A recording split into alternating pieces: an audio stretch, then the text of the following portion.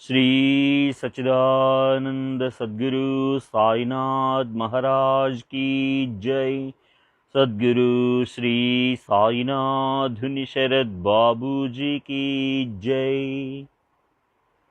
శ్రీ ఏకనాథ భాగవతం 24వ అధ్యాయం. ఓ ఓంకార రూప, విశ్వరూపుడవైన సద్గురురాయ, నీకు వందనం. నీవు నిర్గుణుడవు, నిరాకారుడవు. నీలో ద్వైతాలు నామమాత్రం ఉండవు. నీవు అద్వైతంలో నివసిస్తావు. అక్కడ దేవుడు, దేవత, ఉదయాస్తమయాలుండవు. సూర్యచంద్రులకు తావు లేదు. బుద్ధికి జ్ఞానం మిథ్యలాగా తోస్తుంది. లేసే మాత్రమైనా నీవు నేను అనే భేదభావానికి తావు లేదు. అంతా అద్వైత ఆనందంతో నిండి ఉంటుంది. అద్వైత తత్వంలో ప్రకృతి పురుషుల వర్ణనను అద్వైతవాదులు అంగీకరించారు.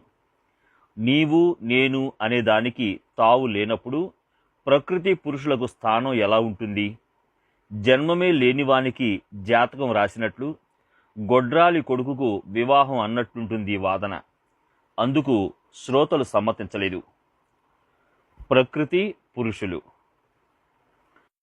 నీవు ఏకత్వంలో అనేకత్వాన్ని ప్రదర్శిస్తావు. ఏకత్వానికి భంగం కాకుండా సర్వత్రా ఉంటావు. అలాంటిదే ప్రకృతి పురుషుల స్థితి. వారి లీలలు అతర్క్యం. అర్ధనారీశ్వర మూర్తిలో పురుషుడు, స్త్రీ ఉన్నట్లే సంసారంలో ప్రకృతి పురుషులు ఏకరూపులై ఆనందంగా జీవిస్తుంటారు. ఇద్దరూ ఎల్లప్పుడూ ఒకటిగా నివసిస్తారు. ఒకే రకమైన వస్త్రాలు ధరిస్తారు. శక్తి అనే ఒకే ఆసనాన్ని అధిష్ఠిస్తారు. ఒకే ప్రాణంగా జీవిస్తారు. ఇద్దరూ కలిసి ఒకే చోట తింటూ ఉంటూ ఒకే మాట మాట్లాడతారు. ఒకే రీతిగా నడుచుకుంటారు. చివరకు జీవితంపై విరక్తి కలిగితే ఒకరికి తెలియకుండా ఒకరు విషం కూడా తీసుకోరు. ఒకరు లేకపోతే మరొకరు గుడ్డివారవుతారు. వారిరువురి బంధం ఆశ్చర్యకరంగా ఉంటుంది. ఇద్దరి చేతలు ఒకటైనా వీరిలో స్త్రీ చేతలు విచిత్రంగా ఉంటాయి. వానిలో పురుషత్వం లేకపోయినా పురుషత్వం కలిగిస్తుంది. ఆ పురుషుడు ఆమెకు వశుడై ఉంటాడు. ఆమె చూడమన్నది చూస్తూ, మాట్లాడమన్నది మాట్లాడుతుంటాడు. ఆమె వలన సుఖ దుఃఖాలను, బంధమోక్షాలను అనుభవిస్తూ నేను బ్రహ్మను అనుకుంటాడు. ఆమె వలన కర్మేతరాలు, ధర్మాధర్మాలు, జనన మరణాలను సహిస్తాడు. ఆమె వలన పాపం, పుణ్యం, గొప్పతనం, అధఃపతనం సిద్ధిస్తాయి. ఇంతవరకు ప్రేమతో ప్రకృతి తన ప్రవృత్తిని పెంపొందించి పాతివ్రత్యంతో పతిని వశపరుచుకుంది. వారిరువురిది అవినాభావ సంబంధం. వారు సొంత అన్నా చెల్లెళ్ల వలె, తండ్రి కూతుళ్ల వలె, ఇంకా విచారిస్తే ఆమెకు ఆయన పుత్రుని వలె. మూడవ వాని సంపర్కం లేకుండా ఈ విశాల సృష్టిని నిర్మించారు.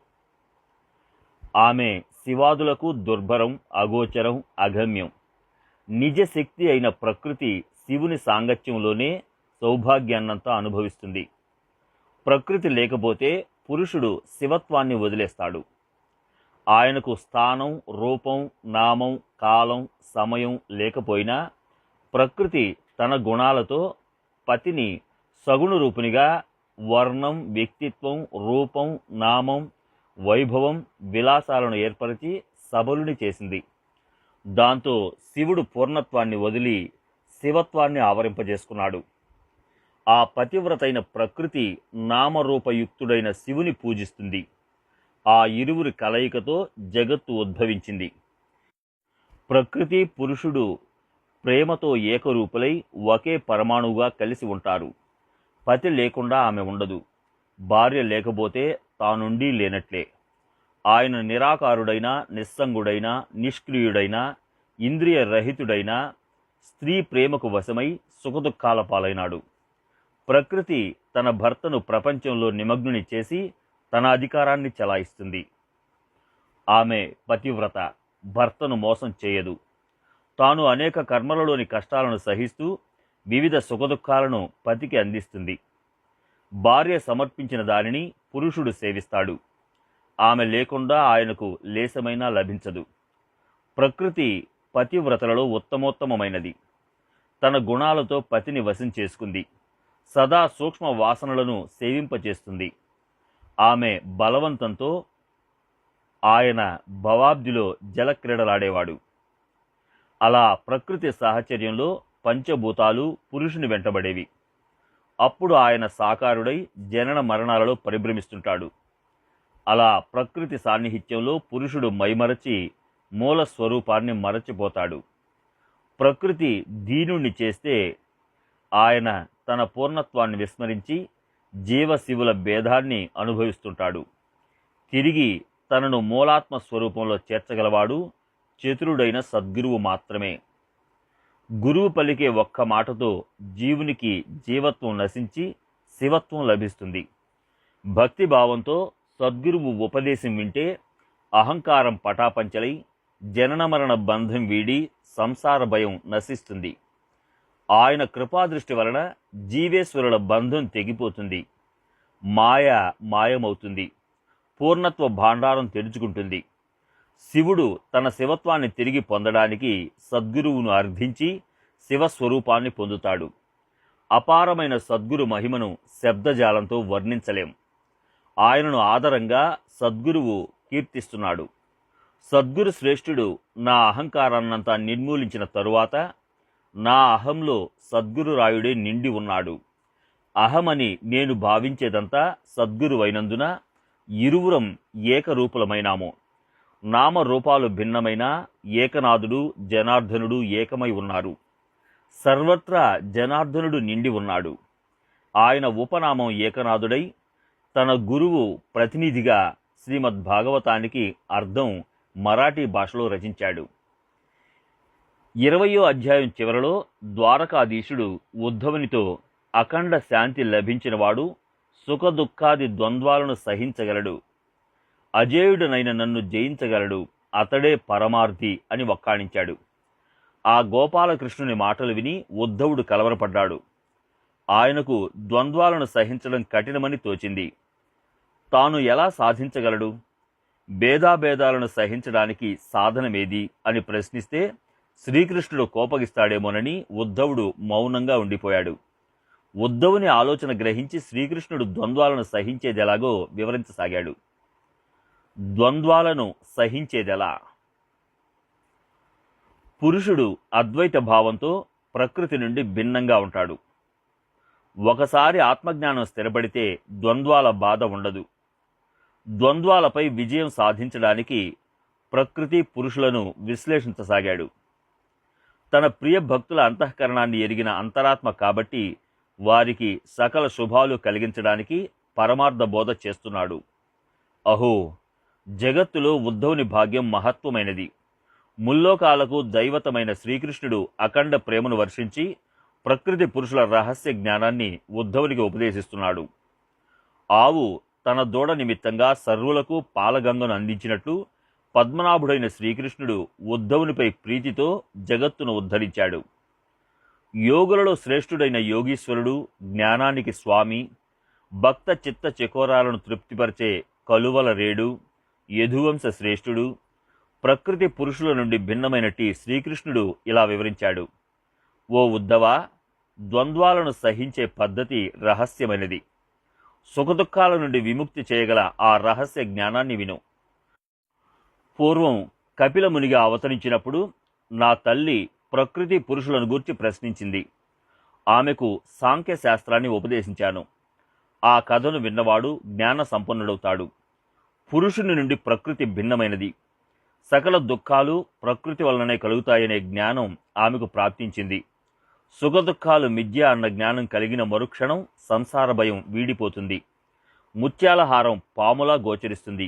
కానీ ఆ భ్రమ తొలగగానే ఆ హారాన్ని కంఠంలో ధరిస్తాడు. ఇక సర్పభయం ఉండదు. ఇప్పుడు శివుడు శక్తిని గురించి బోధిస్తాను. ఏకాగ్రతతో వింటే ద్వంద్వాలన్నీ నశిస్తాయి. బ్రహ్మ ఒక్కడే ఆనంద స్వరూపుడు. అక్కడ ప్రకృతి పురుషులు అనే భేదభావం ఉండదు.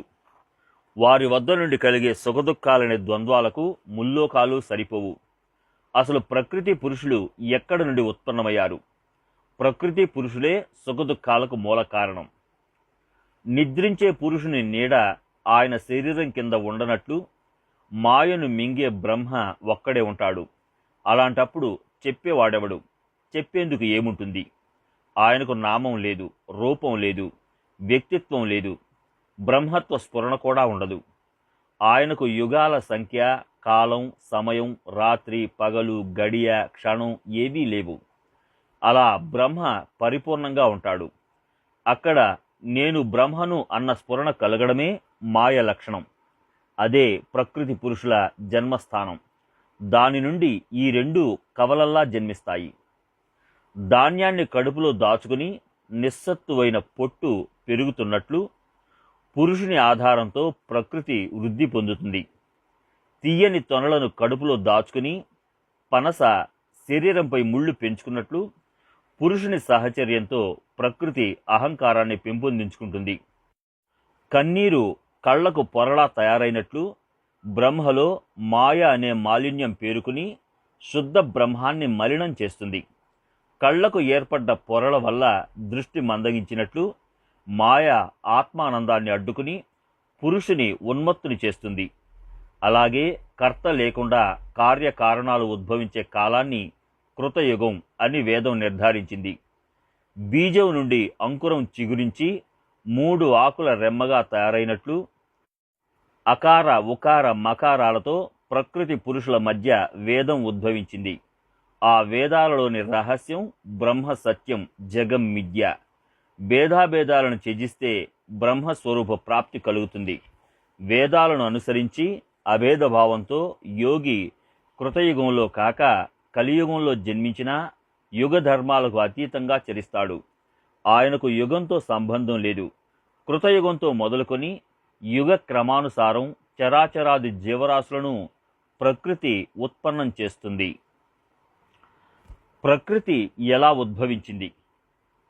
పరబ్రహ్మ సర్వవ్యాపకుడు, రూపాతీతుడైనందున మనసు, బుద్ధి, ఇంద్రియాలకు దుర్లభం, నిర్గుణ నిరాకార సత్య స్వరూపమైన పరానికి పరమైన నిర్వికార తత్వం అది. ఆ పరబ్రహ్మలో మాయ చమత్కారం అతర్క్యం. ఆ మాయ పరబ్రహ్మకు దృశ్యం, ద్రష్ట అనే దోషాలను ఉత్పన్నం చేస్తుంది. అదే ప్రకృతి పురుషుడై చరాచర సృష్టిని వృద్ధి పొందిస్తుంది. రూపం వెంట నీడల బ్రహ్మలో మాయ ఉంటుంది. ఆ మాయ శివశక్తిలో ప్రకృతి, పురుషుడన్న 2 రకాల భేదాలను ఉత్పన్నం చేసింది.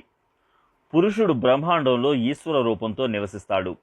దేహంలో జీవభావంతో నర్తిస్తాడు. బ్రహ్మ అఖండం అని వేదాలు చెబుతున్నాయి. అలాంటప్పుడు 2 భాగాలు చేయడం ఎలా సంభవం? అద్దంలో ముఖాన్ని చూసుకుంటే 2గా కనిపిస్తుంది.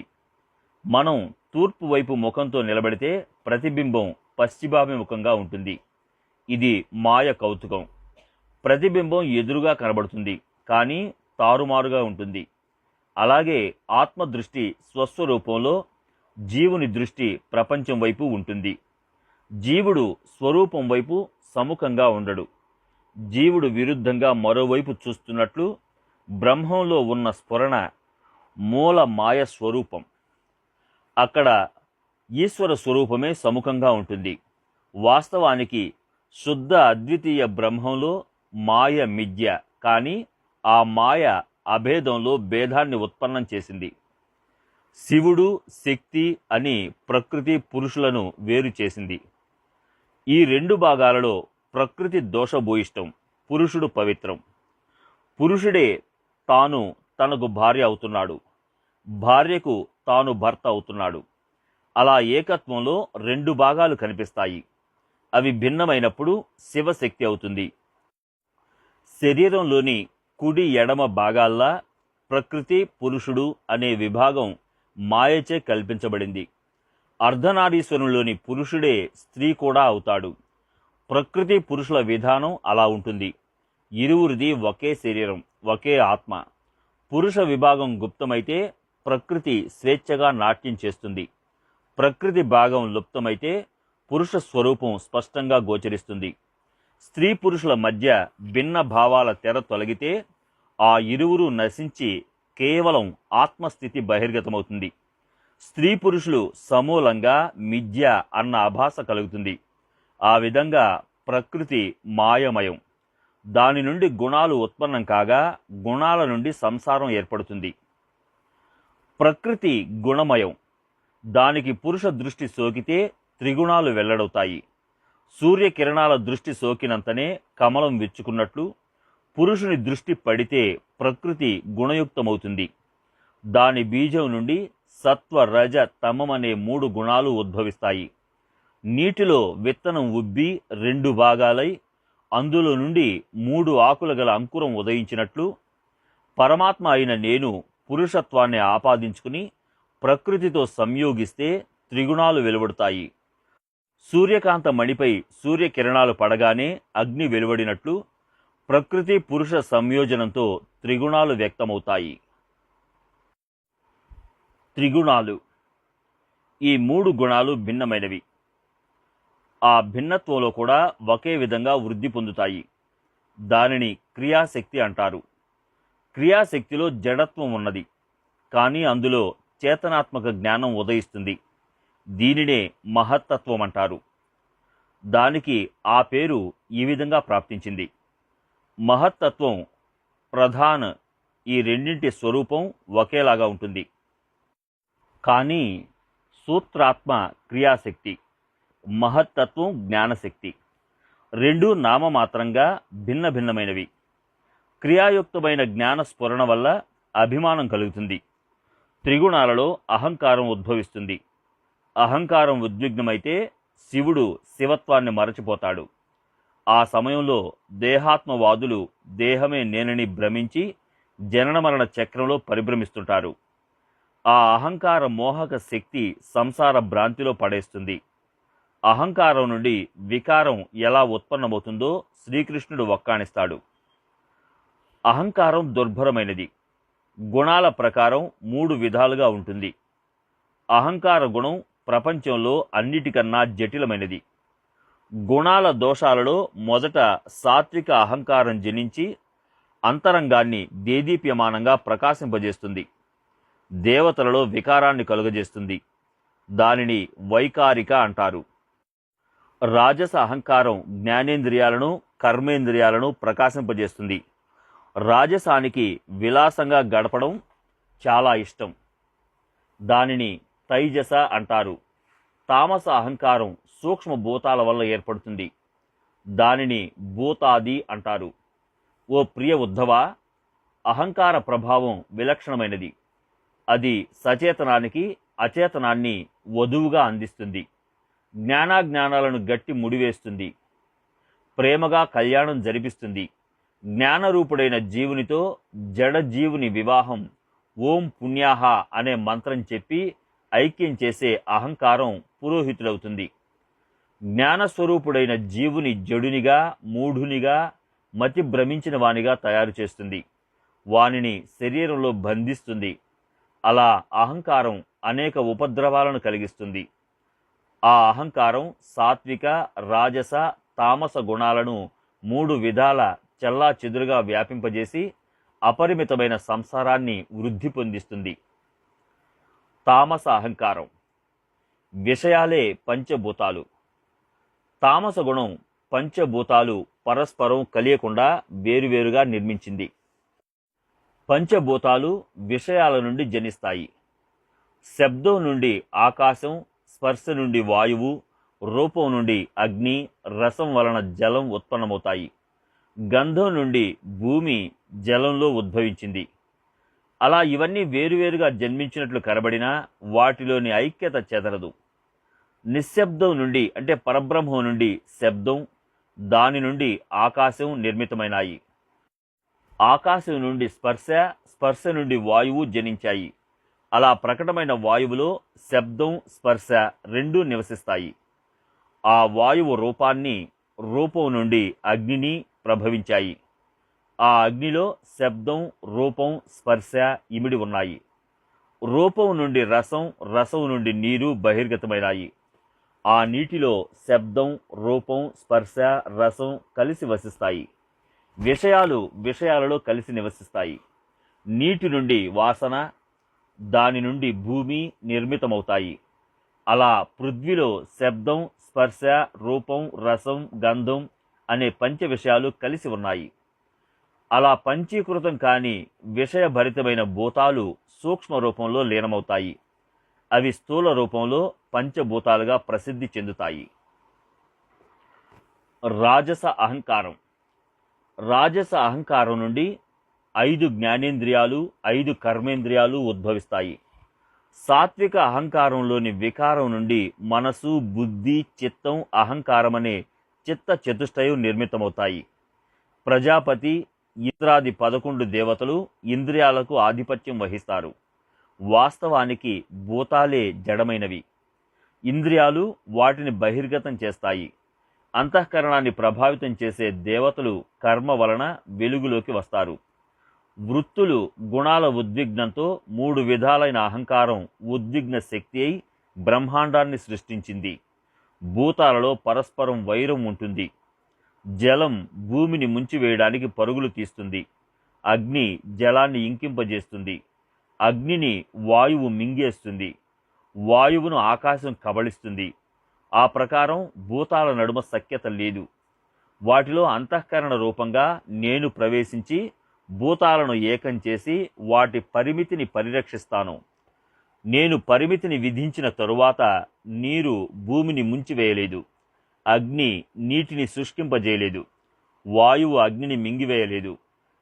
స్వేచ్ఛగా విహరించే వాయు గతిని ఆకాశం అడ్డుకోలేదు.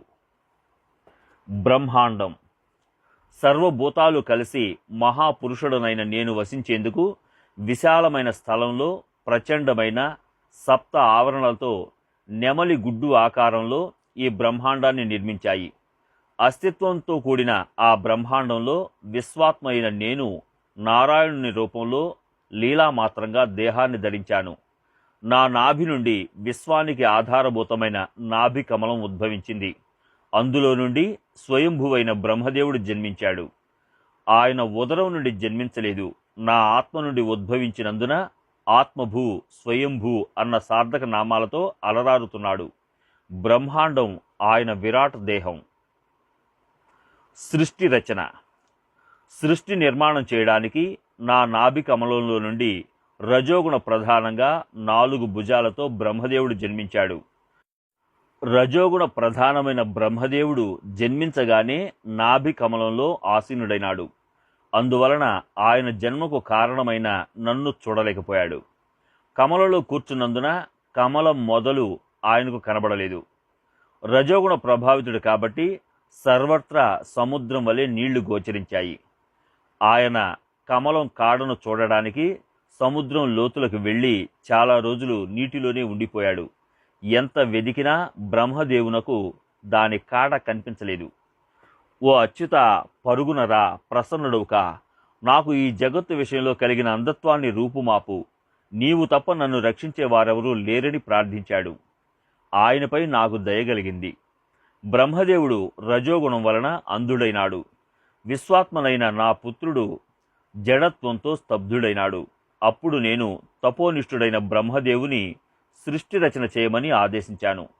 మహాకల్పాదిలో నేను నా ఆకాశవాణి నుండి తప తప అని 2 మాటలను బ్రహ్మదేవునకు ఉపదేశించాను. నేను చెప్పిన ప్రకారం ఆయన తపస్సు చేశాడు. అందువలన ఆయనలో సత్వగుణం పెంపొందింది. అప్పుడు నేను నారాయణునిగా ప్రత్యక్షమయ్యాను. త్రికాలాలలో వసించే విశ్వాత్మ నీవే అనే అర్థం స్ఫురించే చతుశ్లోకి భాగవతాన్ని ఉపదేశించాను. దాంతో ఆయన బుద్ధి సమమైంది. కల్పకల్పాంతాలలో కూడా మోహం ఆయనను స్పృశించలేదు. అలా కల్పారంభంలోనే బ్రహ్మదేవుడు పరమ సమాధిలో ఆత్మజ్ఞానాన్ని పొంది సృష్టి కార్యాన్ని పూర్తి చేశాడు. దేవతలు, రాక్షసులు, మనుష్యులు, సర్పాలు నివసించడానికి యోగ్యంగా ముల్లోకాలు అంటే 7 పాతాళాలు, 7 ఊర్ధ్వలోకాలను ఆయన నిర్మించాడు. భూ అంటే పాతాళలోకం, భువ అంటే మర్త్యలోకం, స్వహ అంటే స్వర్గలోకం. వీటిని ముల్లోకాలు అంటారు. అన్నీ కలిపి 14 లోకాలు. ముల్లోకాల వర్ణన. ఇంతకుముందు శ్రీకృష్ణుడు భూ, భువ, స్వ అని ముల్లోకాలను 4వదైన పాతాళలోకం గురించి వివరించాడు. అందులో మర్త్యలోకం ఉన్నది. స్వర్గం ఇంద్రాది దేవతలు నివసించే స్థానం. యక్షులు, రాక్షసులు, భూతాలు, గంధర్వులు అంతరిక్షంలో నివసిస్తారు. జీవులు ఏ లోకంలో మోక్షం పొంది పరలోకానికి పోతారో అది కర్మభూమి, అంటే సప్త పాతాళాలతో సహా భూమి అని అర్థం. మహద్భాగ్యం వలన మనుష్యులు నివసించడానికి భూమి లభ్యమైంది. సిద్ధులైన వారు ముల్లోకాలకు పైన నివసిస్తారు. సిద్ధులు నివసిస్తున్నందున అది సిద్ధస్థానమైంది. సప్త పాతాళ లోకాలు: అతల, వితల, సుతల, రసాతల, మహాతల, తలాతల, పాతాళాలు అనేవి భూమి కింద ఉండే 7 లోకాలు. అతలంలో మాయాసురుని పుత్రుడైన బలుడు నివసిస్తాడు. ఆయన మహాపరాక్రమవంతుడు. ఆయన వద్ద గొప్ప రాక్షస సైన్యమున్నది. వితలంలో హటకేశ్వరుడుంటాడు. అతడు ఉమాకాంతుని వలె, కర్పూరం వలె గౌరవర్ణుడు. అక్కడ హాటక నది ప్రవహిస్తుంది. హాటకమంటే బంగారం. ఆ నదిలో బంగారం రాసులుగా ప్రవహిస్తుంటుంది. అందుకని హాటకమంటారు. సుతలంలో మహాభక్తుడైన బలి నివసిస్తాడు. విష్ణువు ఆయన ద్వారపాలకుడు. అక్కడ భక్తరాజైన ప్రహ్లాదుడు విష్ణు భక్తులతో కలిసి నివసిస్తాడు. శంకరుడు త్రిపురాసురుని వధించి రసాతలంలో మాయాసురుని స్థాపించాడు. ఆ మాయావులైన మహావీరులు తమ పరివారంతో అక్కడే వసిస్తున్నారు. మహాతలంలో విషాన్ని ధరించిన క్రోధాయమానమైన కద్రువ సంతతికి చెందిన సర్పాలన్నీ వసిస్తుంటాయి. తలాతలంలో నివాత కవచులని రాక్షసులు నివసిస్తుంటారు.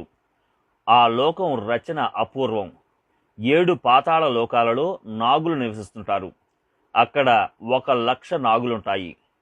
నాగుల రాజు వాసుకి పద్మినితో కలిసి వివిధ విలాసాలలో తేలియాడుతుంటాడు. స్వర్గంలో రంభ, ఊర్వశి మొదలైన సుందరమైన స్త్రీలున్నట్లు పాతాళంలో పద్మిని పేరుగల నాగకన్య అసాధారణ సౌందర్యవతి. ఆమె సౌందర్య కీర్తి ఇతర లోకాలకు కూడా వ్యాపించింది. దాని కింద 300 యోజనాల వరకు 1000 పడగల శేషుడు వసిస్తాడు. ఆయన శరీరంపై భగవంతుడనైన నేను శయనిస్తాను.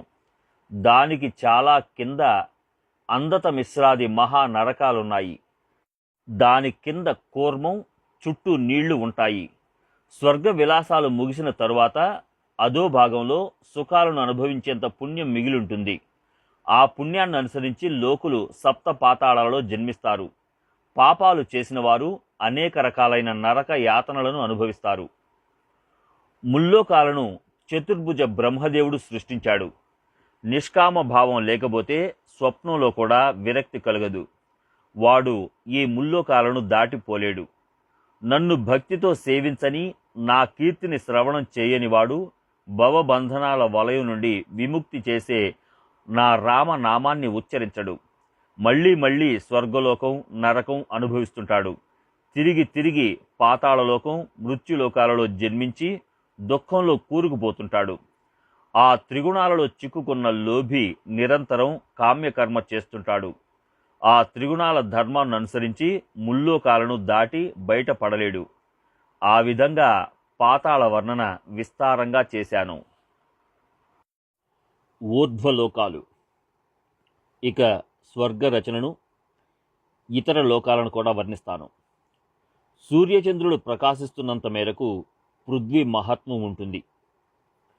కింద పాతాళంలో, పైన స్వర్గలోకాలలో అనేక మంది ప్రాణులుంటారు. పాదచారులుండేది భూలోకం. అక్కడ నుండి సూర్యునికి ఆవలి వైపు వరకు భువర్లోకం వ్యాపించి ఉంది.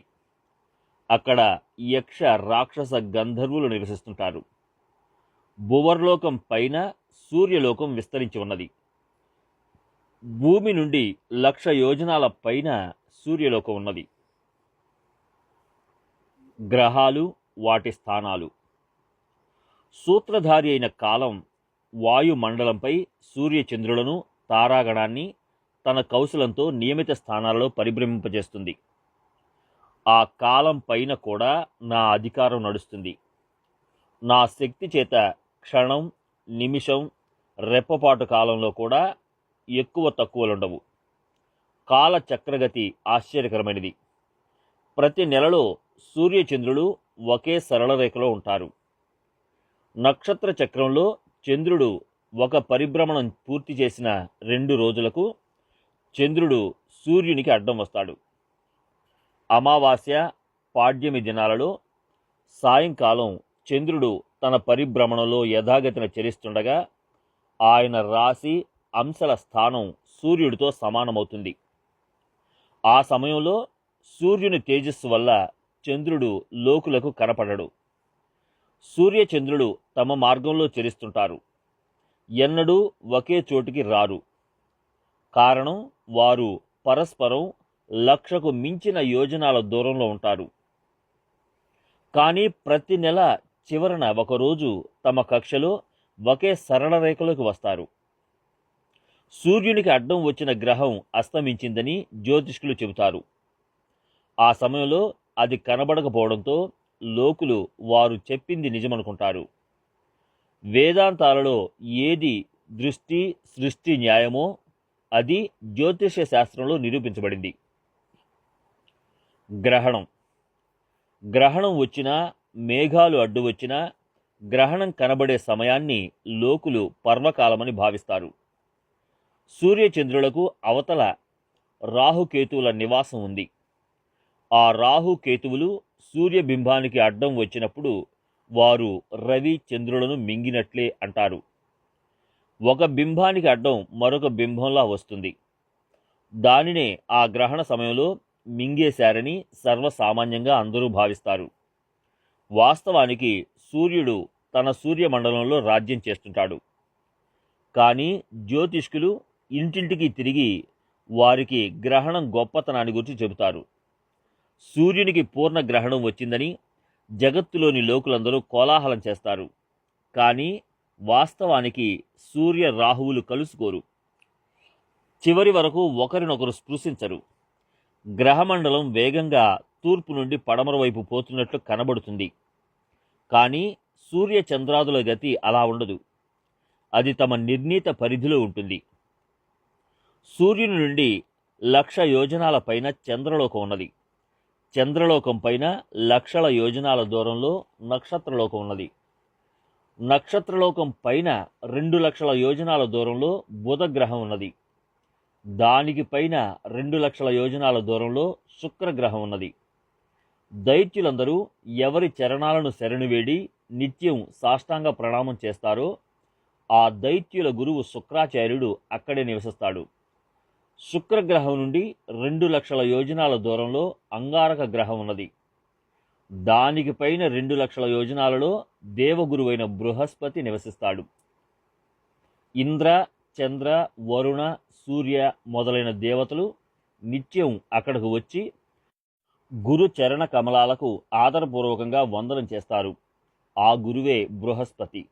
అది ఆయన లోకం. దానికి పైన 2,00,000 యోజనాల దూరంలో సూర్యపుత్రుడైన శని నివసిస్తాడు. అక్కడ నుండి 1,00,000 యోజనాల పైన సప్త ఋషులు నివసిస్తారు. సప్త ఋషి సముదాయం చెంతనే అరుంధతి నివసిస్తుంది. స్వర్గలోకం. దానికి పైన వివిధ వైభవాలతో సంపన్నుడైన ఇంద్రుని అమరావతి నగరం. అది ఇంద్రుని నివాస స్థానం. ఆయన ఐరావతాన్ని అధిరోహిస్తాడు. మరుద్గణాలు ఆయన సభాసదులు. దేవ సముదాయం ఆయన సైన్యం. ఉచ్చైశ్రవం ఆయన గుర్రం. కల్పతరువులతో ఆకర్షణీయమైన ఉద్యానవనాలున్నాయి. కామధేనువుల దూడల మంద ఉన్నది. నందనవనం ఆయన క్రీడాస్థానం. అక్కడ మెట్లపైన చింతామణులు పరచబడి ఉన్నాయి. అక్కడ రంభ, ఊర్వశి మొదలగు విలాసవంతులైన స్త్రీలు ఉంటారు. నృత్యాంగనలు, అష్టనాయికలు నృత్యం చేస్తుంటారు. అలా సకల వైభవాలతో అమరావతి నగరం అలంకరించబడింది. ఇంద్రుడు దానికి అధిపతి. అక్కడే స్వర్గం సరిహద్దులు ముగుస్తాయి. దాని పేరు త్రైలోక్యమంటారు. త్రిభువనాల ఆవల 2,00,000 యోజనాల దూరంలో భక్తవత్సలుడైన శ్రీహరి ధ్రువమండలాన్ని నిర్మించాడు. ముల్లోకాలలో ప్రళయకాలం ఆసన్నమైన ధ్రువుడు తన స్థానం నుండి చెలించడు. సదా అచలంగా ఉంటాడు. అందుకనే ధ్రువపదం అచంచలం అంటారు. భూమి నుండి 1,00,00,000 యోజనాల దూరంలో మహర్లోకం. అక్కడ కల్పాంతం వరకు ఆయుష్ గల లోకులుంటారు. అది వారి నివాస స్థానం. దానికి పైన 1,000,000 యోజనాల దూరంలో జనలోకం. అక్కడ జితేంద్రియులు, మహాయోగులు, సనకాదులు నివసిస్తారు. దానికి 2,00,00,000 యోజనాల దూరం ముందుకు పోతే తపోలోకం. అక్కడ తపస్వి అయిన విరాగి దేవుడు నివసిస్తాడు. సత్యలోకం. తపోలోకం పైన 4,00,00,000 యోజనాల దూరంలో సత్యలోకం. దానికి అధిపతి బ్రహ్మదేవుడు. అక్కడ ప్రత్యక్షంగా 4 వేదాలు, ధర్మం, శుద్ధ బ్రహ్మచర్యం, తపం, గాయత్రి, వాణి, దయ, యోగం, అగ్ని అంటే దక్షిణ, గార్హపత్యం, ఆహవనీయం అనే 3 అగ్నులు స్వస్వరూపంలో వసిస్తాయి. అక్కడ సత్వమే తాండవిస్తుంది. అసత్యానికి తావులేదు. గాయత్రి మంత్రాన్ని జపించేవారు, బ్రాహ్మణుల చరణ తీర్థాన్ని గ్రోలేవారు, యజ్ఞయాగాలను నిష్కామ భావంతో ఉపాసన చేసేవారు అక్కడ నివసిస్తుంటారు. బ్రాహ్మణుల కార్యనిమిత్తంగా మరణం పాలయ్యేవారు, గోవులను రక్షించడానికి తమ ప్రాణాలను బలిదానం చేసేవారు, పరోపకారం కోసం దరిద్రులైన వారు, నిష్కామ భావంతో బ్రాహ్మణులను సేవించేవారు సత్యలోకం చేరుతారు. దీనులకు మేలు కలుగజేయడానికి దయాగనులైన వారు, సత్యాన్ని మాట్లాడుతూ సాత్విక ప్రవృత్తితో ఉన్నవారు, పరనింద చేయని వారు, పరస్త్రీల గురించి ఆలోచించని వారు, పరుల ధనాన్ని తాకని వారు సత్యలోకంలో వసిస్తారు. ఓ ప్రియ ఉద్ధవా, దానికి పైన బ్రహ్మదేవుని సృష్టి లేనేలేదు. కైలాసం. బ్రహ్మాండానికి ఆవల బోళాశంకరుడు కైలాసాన్ని, మేఘశ్యాముడైన విష్ణువు వైకుంఠాన్ని అద్భుత లీలగా నిర్మించారు. అమృతమయమైన మాధుర్యాన్ని అక్కడ నివసించే విష్ణు, శివభక్తులే ఎరుగుదురు. బ్రహ్మాండంలో ఎంత అనర్థం సంభవించినా వైకుంఠ కైలాసాలపై వాటి ప్రభావం ఉండదు. అక్కడికి మృత్యువు ప్రవేశించలేదు. అక్కడ కర్మబంధం ఉండదు. అక్కడ జనన మరణాలు లేవు. అనన్య భక్తులకే అక్కడ ప్రవేశం. వైకుంఠ కైలాసాల నిర్మాణాన్ని వర్ణించ మొదలెడితే మనసు లయిస్తుంది. సకల జీవులకు ఆనంద ప్రదాయిని అయిన పార్వతి, యోగులలో యోగీశ్వరుడైన శంకరుడు కైలాసంలో వసిస్తారు. ఆయన జటాధారి. ఆయన శిరస్సు నుండి గంగ ప్రవహిస్తుంది. పినాకమనే ధనుస్సు ఆయన చేతిలో ఉంటుంది.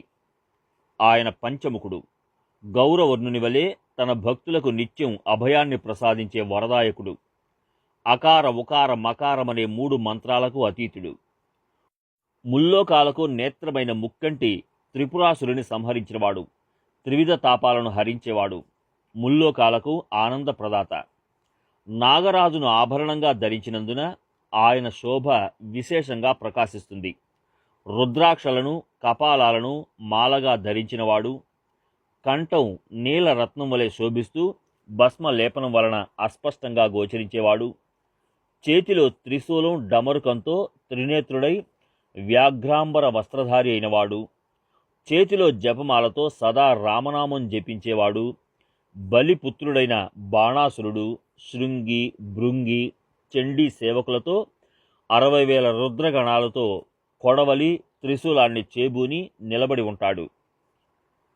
గణపతి, కార్తీక స్వామి, నంది, పంచముఖ, షణ్ముఖ, దక్షుని శిక్షించిన వీరభద్రుడు, భూత ప్రేత పిశాచాలతో సహా గొప్ప గొప్ప దేవతలను సైన్యంగా కలిగిన ఆ శంకరుని ఆజ్ఞను సకల జనులు పాలిస్తారు. వారు సదా శివనామాన్ని జపిస్తుంటారు. అక్కడ శివుడు రాజ్యం చేస్తాడు. శివనామం ఉచ్చరిస్తే శివుడు సంతోషిస్తాడు. శివుడు తన భక్తుల ఎడ ఎంతో దయ కలిగి ఉంటాడు. భక్తులకు అమాయకంగా వశమవుతుంటాడు. భక్తులకు శత్రువులైన త్రిగుణాలను అంతం చేయడానికి తన చేతిలో త్రిశూలాన్ని ధరించి ఉంటాడు. తన డమరుకాన్ని మ్రోగించి పాతకాలను నాశనం చేస్తాడు. కైలాసంలో గడ్డి, చెట్లు, పశుపక్ష్యాదులు, సజీవ పదార్థాలన్నీ శంకరుని ఆజ్ఞకు లోబడి ఉంటాయి. వాటన్నింటి రూపాలలో సాక్షాత్తు శంకరుడే వ్యాపించి ఉంటాడు. ఆ విధంగా బ్రహ్మాండం వెలుపల శంకరుడు తన లీలగా కైలాస పర్వతాన్ని నిర్మించాడు. ఆయన అక్కడే భవానితో కలిసి రాజ్యం చేస్తుంటాడు. వైకుంఠం. ఇక వైకుంఠం గురించి ఏకాగ్రతతో విను. వైకుంఠ వర్ణన వింటేనే చిత్తవృత్తులన్నీ స్వానంద స్ఫూర్తితో పొంగి పొరలి ప్రవహిస్తుంటాయి. చెరుకును మెలితిప్పి అందులోని రసాన్ని వెలికితీసి ఉడికిస్తే చక్కెర తయారవుతుంది. వంటల్లో ఆరితేరిన స్త్రీలు ఆ చక్కెరతో వివిధ రకాల పదార్థాలను తయారు చేసినట్లు భగవంతుడు తాను నివసించడానికి చైతన్యాన్ని మూసలో పోసి ఘనీభవింపజేసి అందులో నుండి సమర్థవంతంగా వైకుంఠాన్ని సృష్టించాడు. తన లీలగా సగుణ సాకార సుకుమారుడు, సుందరుడు, ఘనశ్యాముడు, మనోహరుడైన ఆ జ్ఞానమయుడు సుందరమూర్తిగా రూపుదిద్దుకున్నాడు. శంఖం, చక్రం, పద్మం, గద అనే 4 ఆయుధాలతో 4 భుజాలు కలిగిన ఆ సగుణ గోవిందుని నయనాభిరామ రూపాన్ని చూడటానికి నేత్రాలు ఆనందంతో ఉవ్విళ్ళూరుతుంటాయి. తలపై కిరీటం, చెవులకు కుండలాలు, నడుముకు కటిహారం, పచ్చని పీతాంబరం, మెడలో కౌస్తుభం, అలాగే పాదాల దాకా వేలాడే వనమాలతో విరాజిల్లుతుంటాడు. ఆయన చరణాల నుండి పరమ పవిత్రమైన గంగ వెలువడుతుంది. అది జగత్తుని పునీతం చేయడానికి శంకరుడు శిరస్సుపై ధరించాడు. శ్రీహరి చరణ కమలాలను వర్ణించలేక వేదాలే మోగపోయాయి.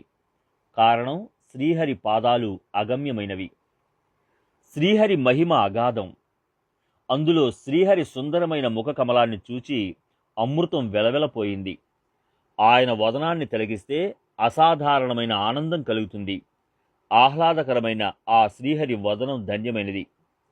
ఆయన వదనాన్ని అరక్షణం చూస్తే కోట్లాది జన్మల దుఃఖం అంతరిస్తుంది. ఆ ఆనందం ముల్లోకాలలో కూడా లభ్యం కాదు. అలాంటి శ్రీహరి ముఖ కమలం ధన్యం. ఆయన ముఖ చంద్రబింబాన్ని చూస్తే ద్వంద్వాల బాధ ఉండదు. పరమానందం పెళ్ళుబుకుతుంది. సకల విశ్వానికి ఆత్మ అయిన ఆయన ఆనందానికి మూలం. విశాలమైన నొసటితో క్షణం తిలకిస్తే బ్రహ్మాండ రచన జరిగిపోతుంది.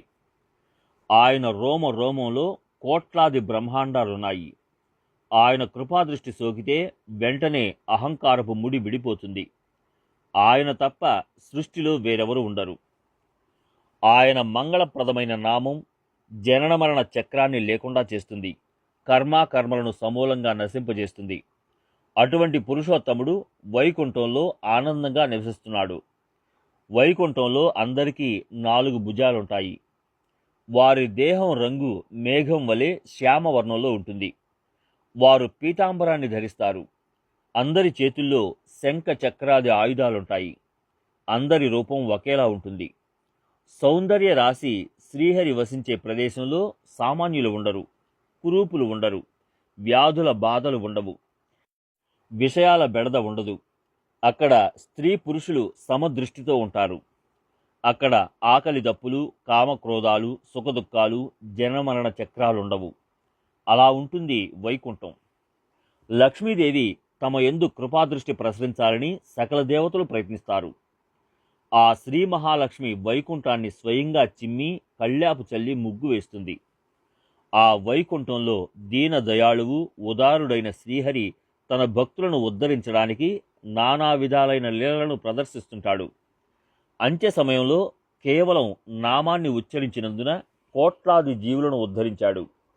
అలా దీనులపై కృపావర్షం కురిపించే భక్తవత్సలుడైన శ్రీహరి భక్తుల భావాన్ని అనుసరించి వారి మనోగతాన్ని పూర్తి చేస్తాడు. పంచమ పురుషార్థమైన భక్తిపై ప్రీతితో సర్వశక్తిమంతుడైన శ్రీహరి వైకుంఠంలో ఆనందంగా నివసిస్తాడు. అలా వివిధ లోకాలను, బ్రహ్మాండాల సంఖ్యను, వైకుంఠ కైలాసాల రచనను సర్వం విపులంగా వివరించాను. ఇప్పుడు ఏ ఏ లోకాలను గురించి చెప్పానో వాటిని పొందడానికి అర్హత గల వారెవరో చెబుతాను. ఆ లోకాలను పొందే అర్హత: మహర్లోక, జనలోక, సత్యలోక రచన ఆశ్చర్యకరంగా ఉంటుంది.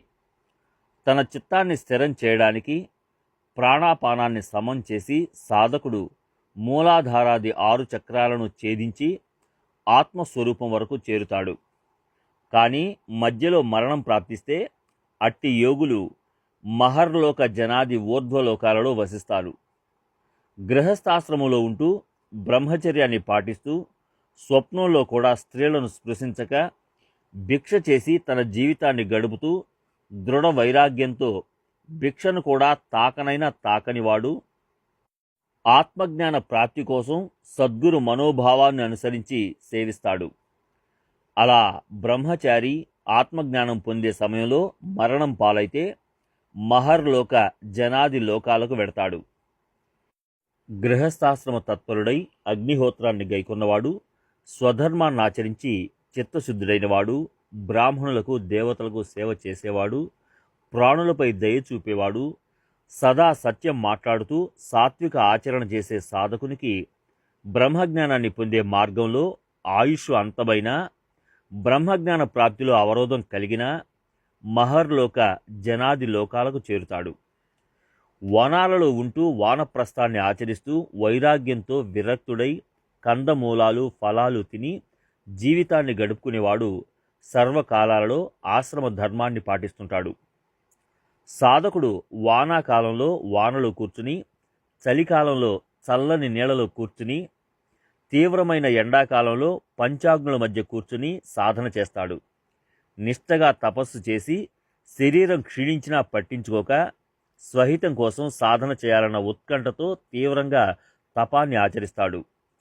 అలా పూర్ణ వైరాగ్యంతో బ్రహ్మజ్ఞాన ప్రాప్తి కోసం సాధన చేసే సమయంలో మరణం ప్రాప్తించినా ఉపాసనా బలం వలన మహర్లోక జనలోకాలు ప్రాప్తిస్తాయి.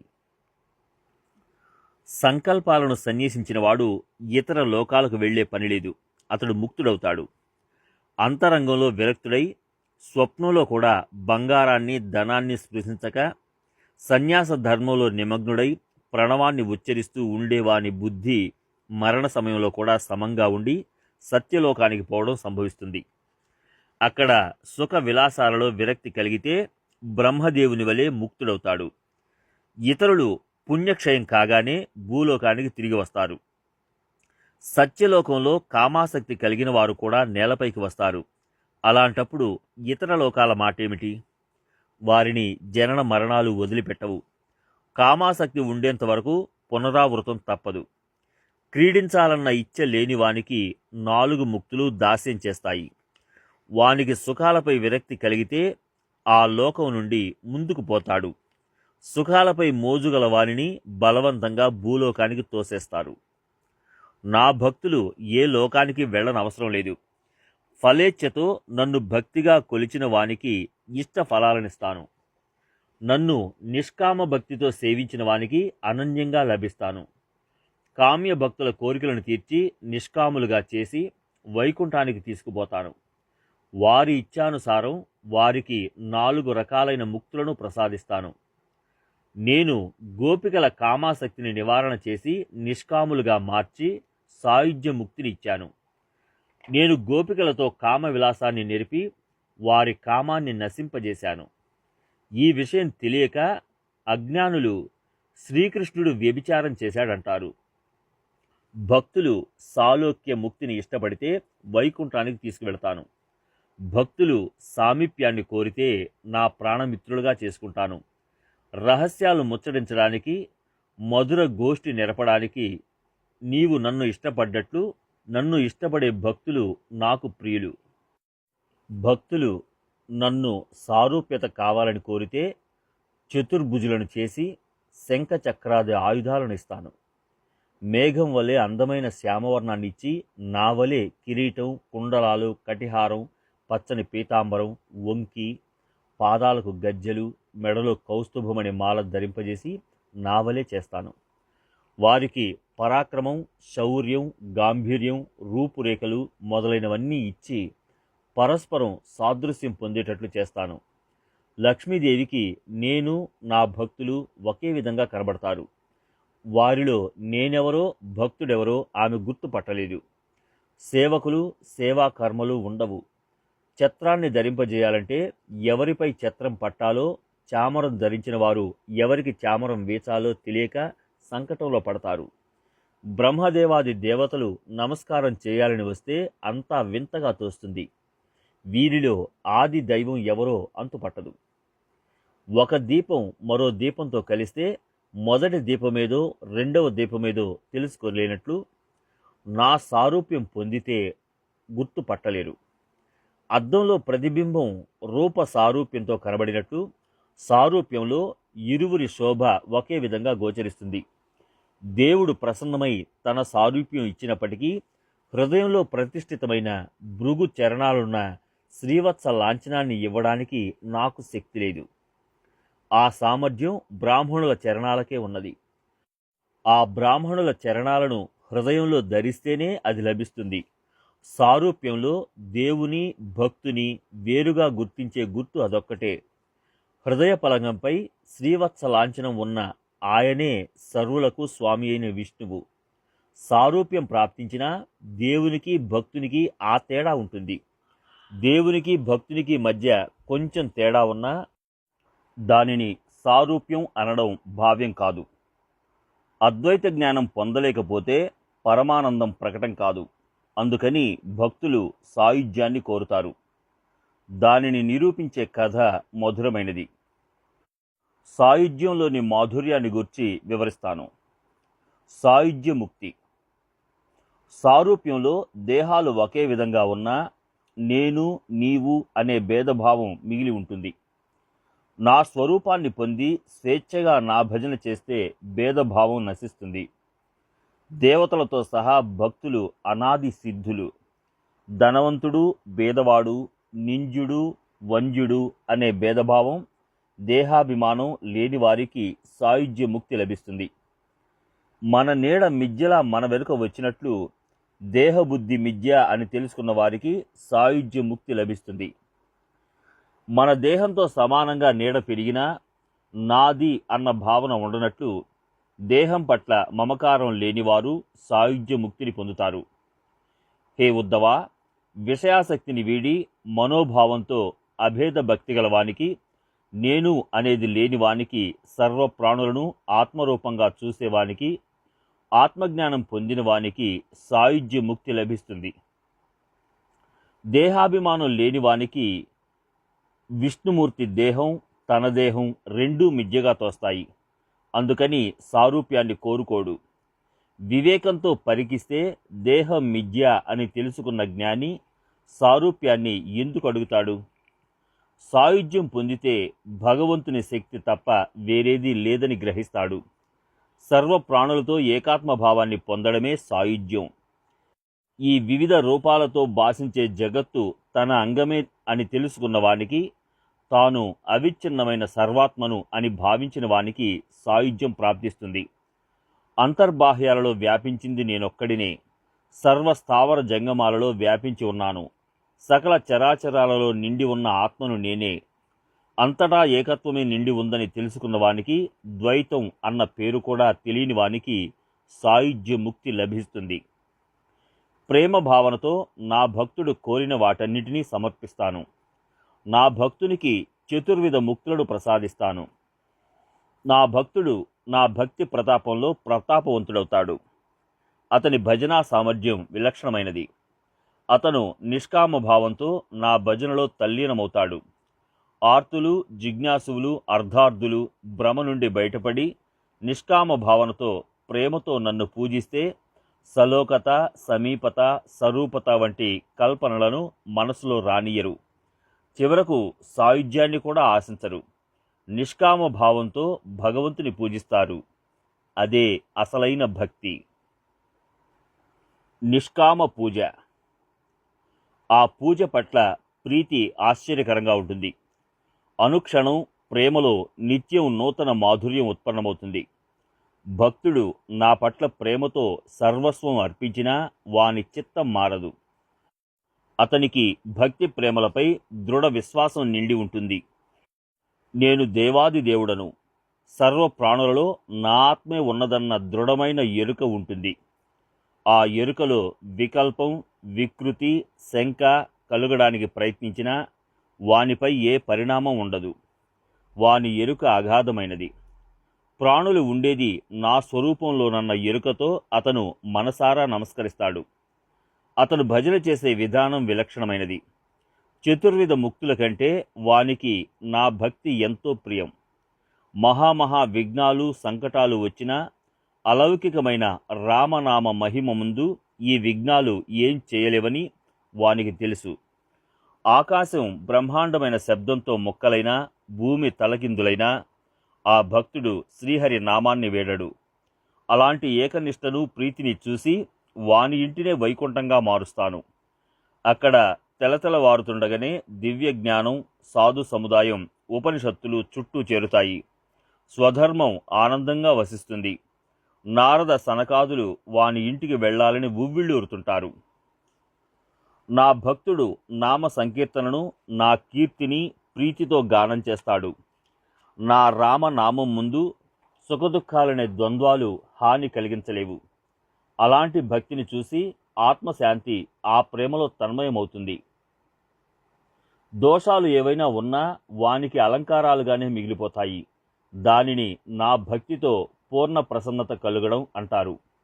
సాయుధ్యాది ముక్తులు అక్కడ సేవ కోసం వస్తాయి. అతను విషయాలను సేవిస్తున్నా సాయుధ్యాది ముక్తులు వానిని సేవిస్తుంటాయి. బుద్ధి, సిద్ధి ఇంట్లో దాసీలుగా ఉంటాయి. కానీ అతను సిద్ధిని చూడనైనా చూడడు. నా భక్తి ప్రేమలపై వానికి పూర్ణ విశ్వాసం. అలాంటి దృఢభక్తి గలవానిని అనన్య ప్రీతితో చూస్తాను. నా ప్రియభక్తుడు నా కోసం వేచి ఉంటే శ్రీపతినైన నేను ప్రత్యక్షమవుతాను. వాని మాటలలో శబ్ద రూపంలో నేనే ఉంటాను. నా భక్తుడు రాళ్లతో ఆడడం మొదలెడితే ఆ రాయిని నేనవుతాను. నా కోసం ఎదురు చూసే మార్గంలో నా సుఖ సామ్రాజ్యాన్ని విస్తరింపజేస్తాను. అతను ఉద్ధరించాలని అనుకున్న వానిని ఆ పదవిలో కూర్చుండబెడతాను. వాని నామాన్ని ఉచ్చరించిన వానిని ఉద్ధరిస్తాను. తల్లి బిడ్డను గురించి తాపత్రయపడ్డట్లు నా భక్తుని గురించి చింతిస్తాను. ఆ భక్తుని సేవ చేయడానికి సిగ్గుపడను. తల్లి బిడ్డను ప్రేమించినట్లు నా భక్తుని ప్రేమిస్తాను. వాని ప్రేమ నాకు పరమ ప్రీతి. ఇతర ఉపచారాలు నాకు నచ్చవు. నేను శరీరమైతే అతడు నా ఆత్మ. వానిని మించి నాకెవ్వరూ అధికం కాదు. ప్రేమమయుడైన భక్తుని పట్ల ప్రేమతో నేను మృత్యువును నిగ్రహించి భక్తులను బ్రహ్మస్థితి మార్గంలో రప్పించి నా ఆత్మస్వరూపమందు ఆత్మసుఖంలో ఆసీనుని చేస్తాను. అలా భక్తుడు ఆచరించే కర్మే నాకు ప్రేమతో చేసే పూజ. అతను చూస్తే నా దర్శనం. అతను ఏం మాట్లాడితే అదే నా స్తవనం. అతను భుజిస్తే అది నా నైవేద్య సమర్పణ. అతని నిద్ర నా సమాధి. అతను కనురెప్పలు ఆడిస్తుంటే నాకు ప్రియం. అతని ఉచ్ఛ్వాస నిశ్వాసాలు నాకు సుఖం.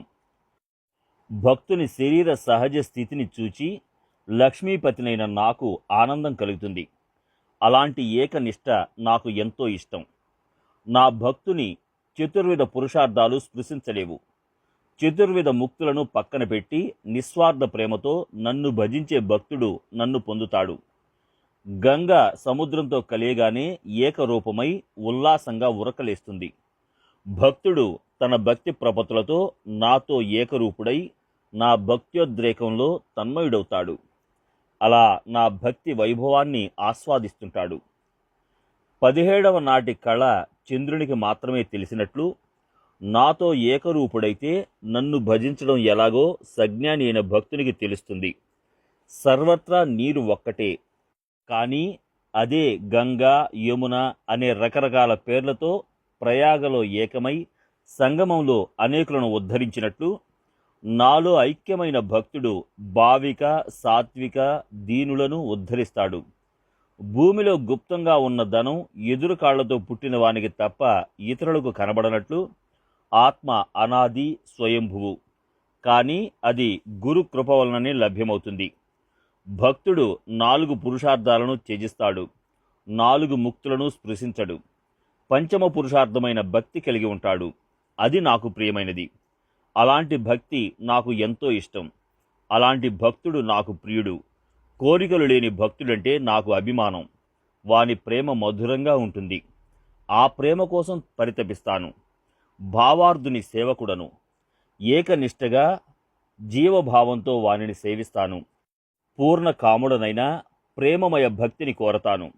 వానిని నాతో సమానంగా స్వీకరిస్తాను. నా సుఖశాంతులు వానికి ఇస్తాను. నిస్వార్థ ప్రేమ నాకంటే విలువైనది. వానితో నేను పోటీ పడలేను. నా సుఖాన్ని భక్తునికి ఇవ్వలేకపోతే నేను వానికి సేవకునిగా ఉంటాను. ప్రేమతో అనుబంధం, భావార్థ లక్షణం నాకే తెలుసు, ఇతరులకు సాధ్యం కాదు. నేను గోపికల ప్రేమను ప్రీతితో అంగీకరించడానికి కారణం వారి ప్రేమ నిర్మలమైనది. అందుకని నాకు వారిపై ఇష్టం కలిగింది. కుబ్జ అందగత్తె కాకపోయినా ఆమె అనన్య ప్రేమ నాకు ఇష్టం. నేను అడవులలోనికి వెళ్ళి రాధ కోసం వేచి ఉన్నది విషయ సుఖం కోసమా? గోపాలురు నన్ను ఎంత భక్తితో కొలిచారు. వారు శుచులా అశుచులా అని ఆలోచించలేదు. వారి ఉచ్ఛిష్టాన్ని తిన్నాను. వారి ప్రేమలో ఉర్రూతలూగాను. పాండవులకు కలిగిన అనేక సంకటాలను రూపుమాపాను. నేను వారికి రుణపడ్డానా? సుధాముని పాదాలపై పడ్డాను. నేనేమైనా ఆయన సేవకుడినా? మా ఇంట అన్నానికి కరువై యజ్ఞపత్నుల ఆహారం అర్థించానా? నేను భక్తిభావానికి తప్పిస్తాను, ప్రేమకు అతిథి సత్కారం చేస్తాను. గోపికలు నన్ను తాళ్లతో బంధిస్తే ఆ బంధనాలకు కట్టుబడి ఉన్నానంటే నా శక్తి ఏమన్నా క్షీణించిందా? అది వారి ప్రేమ వైభవం. అర్జునుని గుర్రాలను కడిగాను. ధర్మరాజు ఇంట్లో యజ్ఞ సమయంలో బ్రాహ్మణుల ఎంగిలి ఆకులు తీసేశాను. ఇతర పనుల కన్నా సేవంటేనే నాకిష్టం. తల్లి తన బిడ్డను అనేక ఆభరణాలతో అలంకరించి ఒడిలో కూర్చుండబెట్టుకుని ముద్దు చేస్తుంది. అశుద్ధం చేసుకున్నా అసహించుకోకుండా శుభ్రం చేసినట్లు నా ప్రేమమయ భక్తులంటే నాకు ఇష్టం. కాబట్టి నా ప్రియ భక్తులకు అంకితమవుతాను. వాని చుట్టూ రక్షణగా నిలబడి ఉంటాను. శ్రీకృష్ణుని పలుకులు విని ఉద్ధవుడు పాదాలపై సాష్టాంగపడగా ఉద్ధవుని ప్రేమగా ఆలింగనం చేసుకున్నాడు. హృదయంతో హృదయం, దేహంతో దేహం, మనసుతో మనసు ఏకరూపమైనాయి. ఆత్మానందం వ్యక్తమైంది. దేవుడు దైవత్వాన్ని మరచాడు. భక్తునికి భక్తి గుర్తు రాలేదు. ఇద్దరిలో ఉండే భేదం నశించింది. ఆత్మానందంలో నిమగ్నమైనారు. సేవించబడేవారు, సేవకుడు అన్న భేదం అంతరించింది. ద్వైతభావ దృష్టి గోచరించలేదు. ఆత్మైక భావంతో భక్తి సామ్రాజ్య సింహాసనంపై ఇరువురి కలయిక జరిగింది. స్థూల దేహ, లింగ దేహ కారణ దేహాలు మహాకారణ దేహాన్ని పరికిస్తున్నాయి. కానీ ఆ దేహ చతుష్టయం గురించి ఎవరికి జ్ఞప్తి ఉంటుంది? ఆ సమయంలో ఆది మధ్యాంతాలు లేనట్టి మూర్తిమంతమైన ఆనందమయ స్వరూపం ప్రత్యక్షమైంది. ఆ దేవదేవుని పరిపూర్ణతను గాంచి ఆశ్చర్యం కలిగింది. పంచమ పురుషార్థం.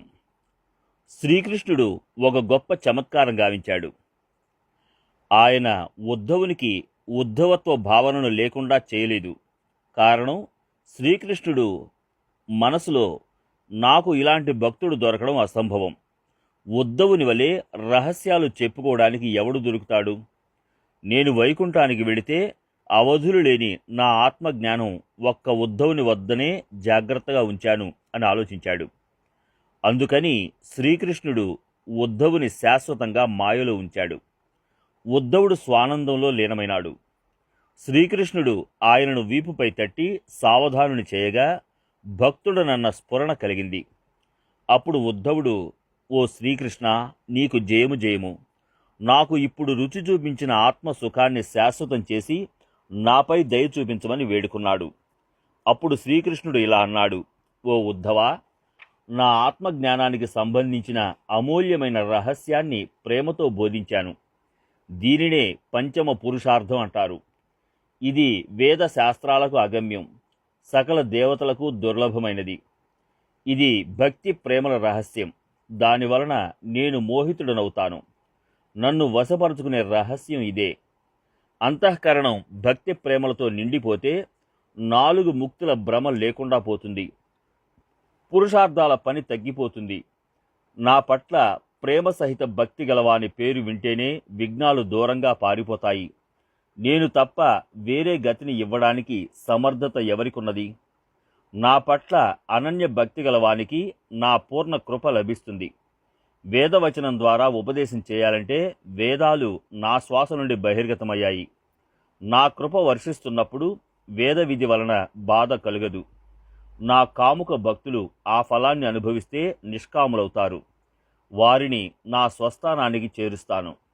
నేను తప్ప నా భక్తులకు వేరే గతి లేదు. నన్ను అనన్యభావంతో భజించిన వారి చరణాలను స్వకర్మగా సేవిస్తాను. వేద విధి ప్రాంగణంలో ఎదురు చూస్తూ ఉంటుంది. వానికి నేను తప్ప వేరే లోకం లేదు. నన్ను ప్రేమతో భక్తితో కొలవని వారిని కర్మ తప్పక బాధిస్తుంది. భక్తి లేనివాడు కర్మ వలన వేరే గతి పొందుతాడు. నన్ను అనన్య భక్తితో కొలిచే వారిని కర్మ ఏమీ చేయలేదు. భక్తునికి సర్వ ప్రాణులలో నేనే దర్శనమిస్తాను. కర్మగతి నిలిచిపోతే భక్తుడు నన్ను పొందుతాడు. నా భక్తుడు భూమిపై కాలు పెడితే తాను కాలు పెట్టానని తలచడు. భగవంతుడే సర్వకర్మలకు కర్త అని వానికి తెలుసు. అందువలన కర్మ వానిని బాధించదు.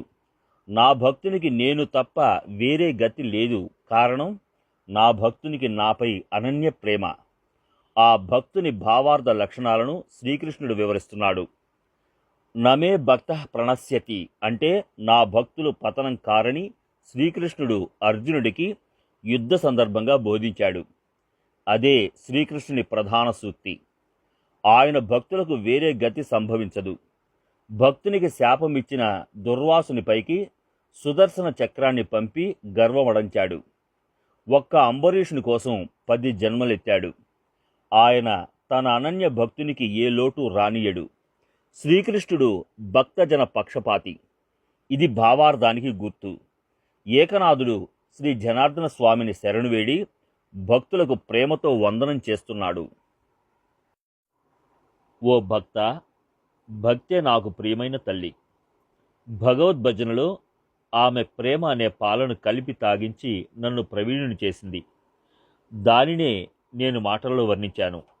కారణం, భగవద్భక్తి అలౌకిక మహిమ. అజ్ఞానినైన నేను ఎలా తెలుసుకోగలను? నేను వర్ణించింది చాలా స్వల్పం. శ్రోతలు నన్ను క్షమించగలరు. ప్రేమ యొక్క స్వరూపంలో గుర్తుకు రావలసినవి గుర్తుకు రావు.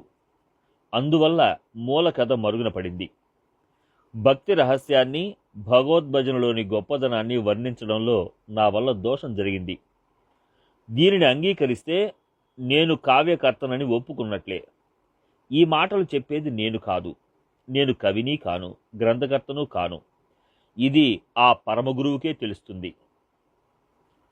అప్పుడు జరిగిన చమత్కారాన్ని చూడండి అని శ్రోతలు అన్నారు.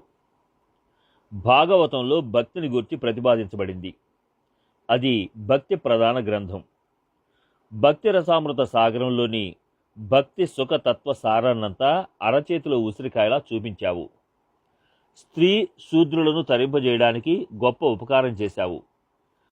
జగత్తు భజనలో తన్మయమవ్వాలని కథాసారాన్ని వెలికితీశావు.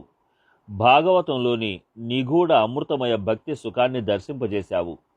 అందువలన సకల సాధు సజ్జనులు ఆనందించారు. శ్రోతలందరూ తృప్తి చెందారు. శ్రీకృష్ణుడు నీకు బోధించిన భక్తిని యథారీతిగా వర్ణించావు. నీవు భక్తిని గురించి చెప్పిన ఒక్కొక్క మాట బ్రహ్మానందం కంటే గంభీరం. అందులోని ప్రేమ మాధుర్యంతో చిత్సుఖంలో ఓలలాడించావు. భక్తిని వర్ణించి నీ చిత్తవృత్తి ప్రేమతో నిండిపోయింది. గ్రంథ స్ఫూర్తిని విస్మరించి ఆనందంతో భక్తి మహిమను గానం చేశావు. భక్తి సుఖం. భక్తిని వర్ణించే కొద్దీ స్ఫురణ వివరణ పెరిగే కొద్దీ భక్తిలో తీయదనం అధికమవుతుంటుంది. దానితో శ్రోతల ఇష్టము పెరుగుతుంటుంది. భక్తి సుఖాన్ని వర్ణిస్తే శ్రోత వక్త ఇరువురు ఆనందంలో మునిగి తేలుతుంటారు. అమృతం వంటి భోజనాన్ని చాలని ఎవరంటారు? అలా వివరణతో భక్తి పెరుగుతుంది. దానిని స్ఫూర్తిగా తీసుకుని ముందు గ్రంథాన్ని వ్రాయన ఆరంభించు. ఆ సజ్జనుల మాటలు విని ఏకనాథుడు వారికి సాష్టాంగ ప్రణామం చేసి ఇలా అన్నాడు. మీరు నాకు బాగా గుర్తు చేశారు. లేకపోతే నా వర్ణన ఇంకా ఆగేది కాదు. భక్తి యోగస్య మద్గతి అనే పదానికి అర్థం చెప్తున్నాను. సులభంగా భగవత్ప్రాప్తిని కలిగించే ఆ భగవద్భక్తిని వివరించాను. భగవద్భక్తి లేకపోతే త్రిగుణాలలో బంధనాలతో బద్ధుడైన జీవుడు సంసార చక్రంలో పరిభ్రమిస్తుంటాడు. ఆ స్థితిని గురించి శ్రీకృష్ణుడిలా అన్నాడు. ఈ జగత్తుకు మూలం నేనే. బ్రహ్మదేవుని రూపంలో జగత్తును సృష్టించింది నేనే. విష్ణువు రూపంలో పాలించేది నేనే. రుద్రుని రూపంలో లయింప చేసేది నేనే. ఈ 3 గుణాలు కాల మహిమ వలన కలుగుతాయి. కాలాన్ని నేనే అయినా గుణావస్థలను బట్టి సృష్టి స్థితి లయకారకుడను నేను. లోకుల వాసనల కర్మ విచిత్రమైనది. అదే కాలమహిమకు సూత్రం. ఆయనే గుణాలకు బద్ధమైన చరాచర ప్రపంచాన్ని సృష్టించాడు. జీవుడు గుణకర్మానుసారంగా స్వర్గానికి నరకానికి పోతాడు. గుణకర్మల వలన జనన మరణ సంకటాలను సహిస్తాడు. జీవుడు ప్రీతితో స్వర్గంలో క్రీడించి మహా జన తపాది లోకాలకు, తరువాత సప్తలోకాలకు పోతాడు. దానిని ఉన్మజ్జన అంటే ఉత్పత్తి అని అర్థం. పశు పక్షి స్థావర వృక్ష పాషాణాలు నానా రకాలైన కీటకాల మధ్య జన్మలెత్తుతూ చివరకు మహానరకంలో అధఃపతనమవడాన్ని నిమజ్జనమంటారు. అంటే కిందికి పోవడం అని అర్థం. పైకి పోవడం, కింద పడటం ద్వారా అనేక విధాలైన జనన మరణాలు కలిగించేది ప్రకృతి పురుష కార్యమవుతుంది. జీవాత్మ దానికి బద్ధమవుతుంది. సకల దోషాలకు కారణం అజ్ఞానం. అణువు అంటే సూక్ష్మమైనది, బృహత్ అంటే పెద్దది, కృశ అంటే సన్నడిది, స్థూలం అంటే జడం. ఆ విధంగా కంటికి కనిపించేదంతా నామరూపాలతో ఉంటుంది. అది ప్రకృతి పురుషుల సంయోగంతో జనిస్తుంది. ఆ రెండింటి సంయోగంతో ఉత్పన్నమైనదే ఈ జగత్తు. ప్రకృతి పురుషుడు తప్ప ఈ రెండింటికి భిన్నమైన అవయవరహితమైన ఈ రెండింటి ఉత్పత్తి స్థానం ఆ పరబ్రహ్మమేనని దేవాదిదేవుడు వివరిస్తున్నాడు. ప్రకృతి పురుషులతో సహా సాకార చరాచరం ఆద్యంతాలు మధ్యమం కూడా నశ్వరమే. ఆభరణాలు చేయించడానికి బంగారం కావాలి. ఆభరణాలు విరిగినా బంగారం శాశ్వతంగా ఉంటుంది. మధ్యాంతరాళాలలో కూడా అదే బంగారం ఆభరణాల రూపంలో ప్రకాశిస్తుంది. మట్టితో గోకులాన్ని నిర్మించడానికి మట్టి కావాలి. ఆ గోకులం శిథిలమైనా అందులో మట్టి శిథిలం కాదు. అదే మట్టి గోకులం రూపంలో ఉన్న మట్టిగానే గోచరించినట్లు ఆది మధ్య అంతం అనే 3 అవస్థలలో అవినాశి అయిన బ్రహ్మతత్వం శాశ్వతంగా ఉంటుంది. త్రిగుణాల ప్రభావంతో వికారి అయిన ఈ జగత్తు సాకారంగా గోచరిస్తుంది. స్వప్నంలోని వ్యవహారమంతా మాయగా తోచినట్లు ఈ సకల జగత్తు మాయమయం. ఈ సకల దోషాలకు కారణం అజ్ఞానం. అజ్ఞానం నాస్తికత్వాన్ని వివరిస్తుంది. జ్ఞాని ఇందులోని మర్మాన్ని తెలుసుకుంటాడు. కానీ అజ్ఞాని అజ్ఞానమే సత్యం అనుకుంటాడు. అజ్ఞానం కూడా అజ్ఞానం వలన మిథ్య అవుతుంది. ఆత్మ వస్తువు సత్యత్వం వలన సంపన్నమవుతుంది. స్వప్నంలో తాను ఒక్కడైనా అనేకమైనట్లు ప్రకృతి అంగీకారంతో బ్రహ్మతత్వం నుండి లోకం ఉత్పన్నమవుతుంది. దారం నుండి కోట్లాది వస్తువులు తయారవుతాయి. కానీ ఆ కోట్లాది వస్తువులలో దారం కలిసిపోయి ఉంటుంది. వాటి ఆది మధ్య అంతాల్లో ఎక్కడ చూసినా వేరే వస్తువు కానరాదు.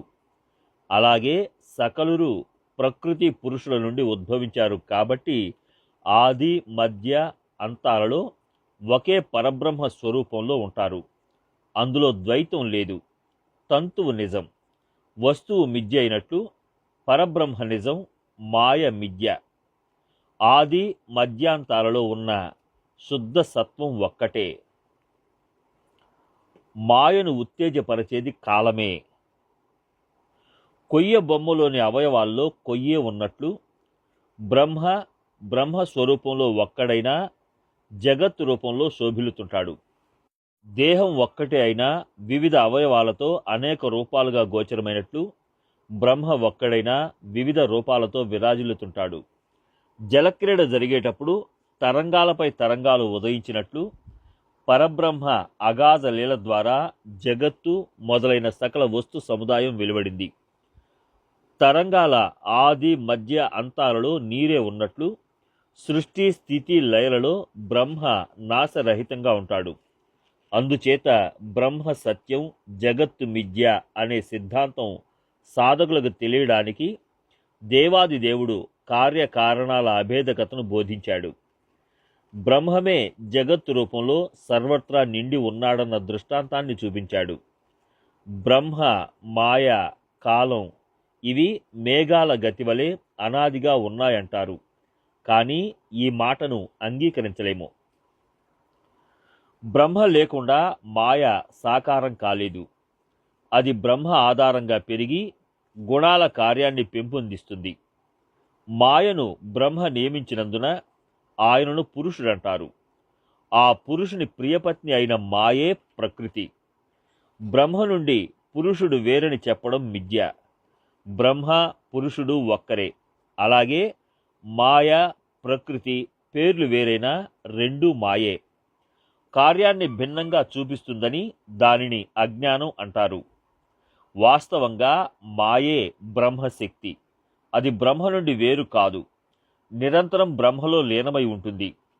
శౌర్యవంతుని శౌర్యం ఆయనకు భిన్నంగా ఉండనట్లు బ్రహ్మలో మాయ ఏకరూపంగా ఉంటుంది. మాయ బ్రహ్మలో ఉన్నందున దానిని ఉత్తేజపరచకుండా సృష్టి నిర్మాణం జరగదు. మాయను ఉత్తేజపరిచేది కాలమే. అందువలన ప్రాణులు జన్మలెత్తుతుంటారు. బ్రహ్మ బలం కాలం అనుకుంటే అది ప్రకృతిని ప్రేరేపించి సృష్టి, స్థితి, లయలు గావిస్తుంది. ఆ కాలం బ్రహ్మ కంటే వేరు కాదు.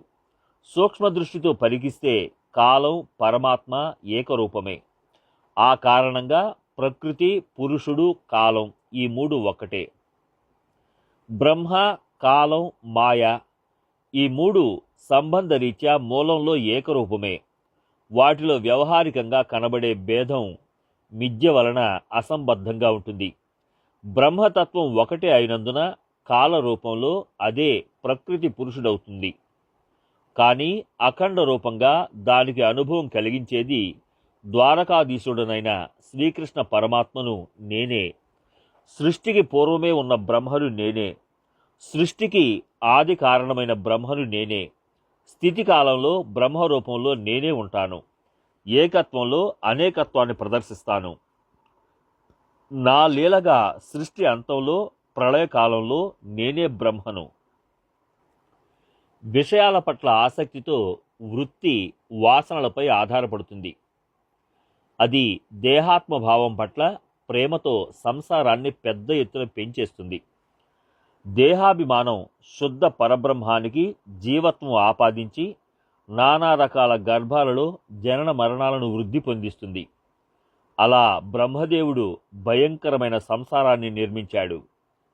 అది బ్రహ్మదేవుడు ఉన్నంత వరకు శాశ్వతంగా ఉంటుంది. ప్రళయకాలం రాగానే సృష్టి లయమైపోతుంది. ఒకటి నిత్య ప్రళయం, ఒకటి దైనందిన ప్రళయం, ఒకటి కర్మజన్య ప్రళయం, వేరొకటి అవాంతర ప్రళయం. ఈ ప్రళయాలన్నిటా శ్రేష్టమైనది, అతి గొప్పది బ్రహ్మ ప్రళయం.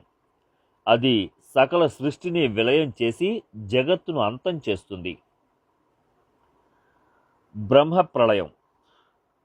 బ్రహ్మ ప్రళయంలో సృష్టంతా నాశనమైన తరువాత నూతన కల్పారంభంలో ఉచ్చ నీచమనే నానా జన్మలను సృష్టించడానికి గల కారణం ఏమిటి? బ్రహ్మ ప్రళయంలో సృష్టి లయమయ్యేది నిజమే, కానీ సంపూర్ణంగా నాశనం కాదు. వాసన రూపంలో బీజాలు మిగిలిపోతాయి. అవి అజ్ఞానంలో లీనమై ఉంటాయి. ఆ వాసన బీజాలతో కల్పారంభమవుతుంది. బ్రహ్మదేవుని రూపంలో నేనే అనుగ్రహించి ఆ సూక్ష్మ కారణాన్ని పరిశీలిస్తాను. వర్షాకాలంలో నానా రకాల గడ్డి మొలచి శరదృతువులో పెరిగినట్లు ఎండాకాలంలో ఆ బీజ కణాలు మళ్లీ మట్టిలో కలిసిపోతాయి.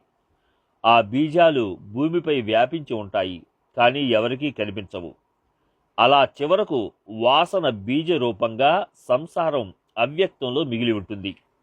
ఎండాకాలంలో బెండు వారి భూమి మీద పడ్డ బీజాలు వర్ష ఋతువులో వాన కురవగానే మొలకెత్తుతాయి. నానా విధాలైన గడ్డి పూర్వం వలె తిరిగి పెరుగుతుంది.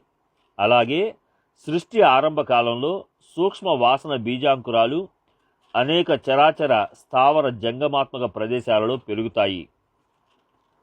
బ్రహ్మదేవుని ప్రళయకాలంలో కూడా సృష్టి నిశ్శేషంగా నశించదు. అందుకని ఈ సంసారం అనంతం అని వేదశాస్త్రాలలో చెప్పబడింది.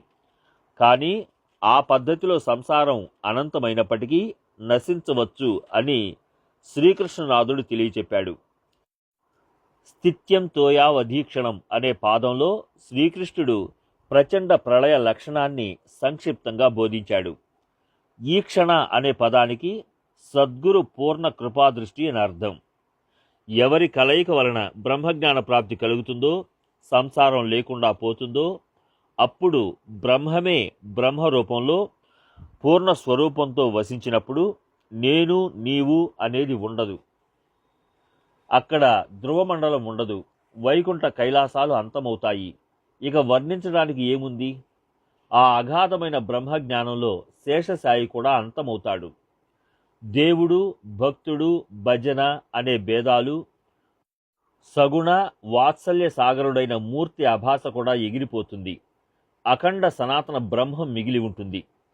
పూర్వం ఒక ప్రపంచం ఉండేది అన్న కథ అసత్యమనిపిస్తుంది. అది భవిష్యకాలంలో తిరిగి సంభవించదు. అది మహాభయంకర ప్రళయ లక్షణం. దానిని అమూల్యమైన సద్గురు చరణాలు లభించిన భాగ్యవంతులే తెలుసుకోగలరు. ప్రళయ గతి మహాభయంకరమైనదని అందరికీ తెలియదు. అది పరమ మృత్యుగతి. అహం మమతలు లేని వారి భ్రమలు నశిస్తాయి. వారికి ఆత్మస్వరూప బోధ కలుగగానే ప్రళయం ప్రయోజనాన్ని పొందుతారు. దేహం పతనం కాగానే ప్రళయం సంభవిస్తుందనడం మిథ్య. కొంచెం ఆత్మనిష్ట కలిగి ఉంటే జీవించి ఉండగానే ప్రళయం ప్రాప్తిస్తుంది. జీవించి ఉన్నప్పుడు ప్రళయం సంభవిస్తే దాని వలన సంసార బీజాలు నష్టమైపోతాయి.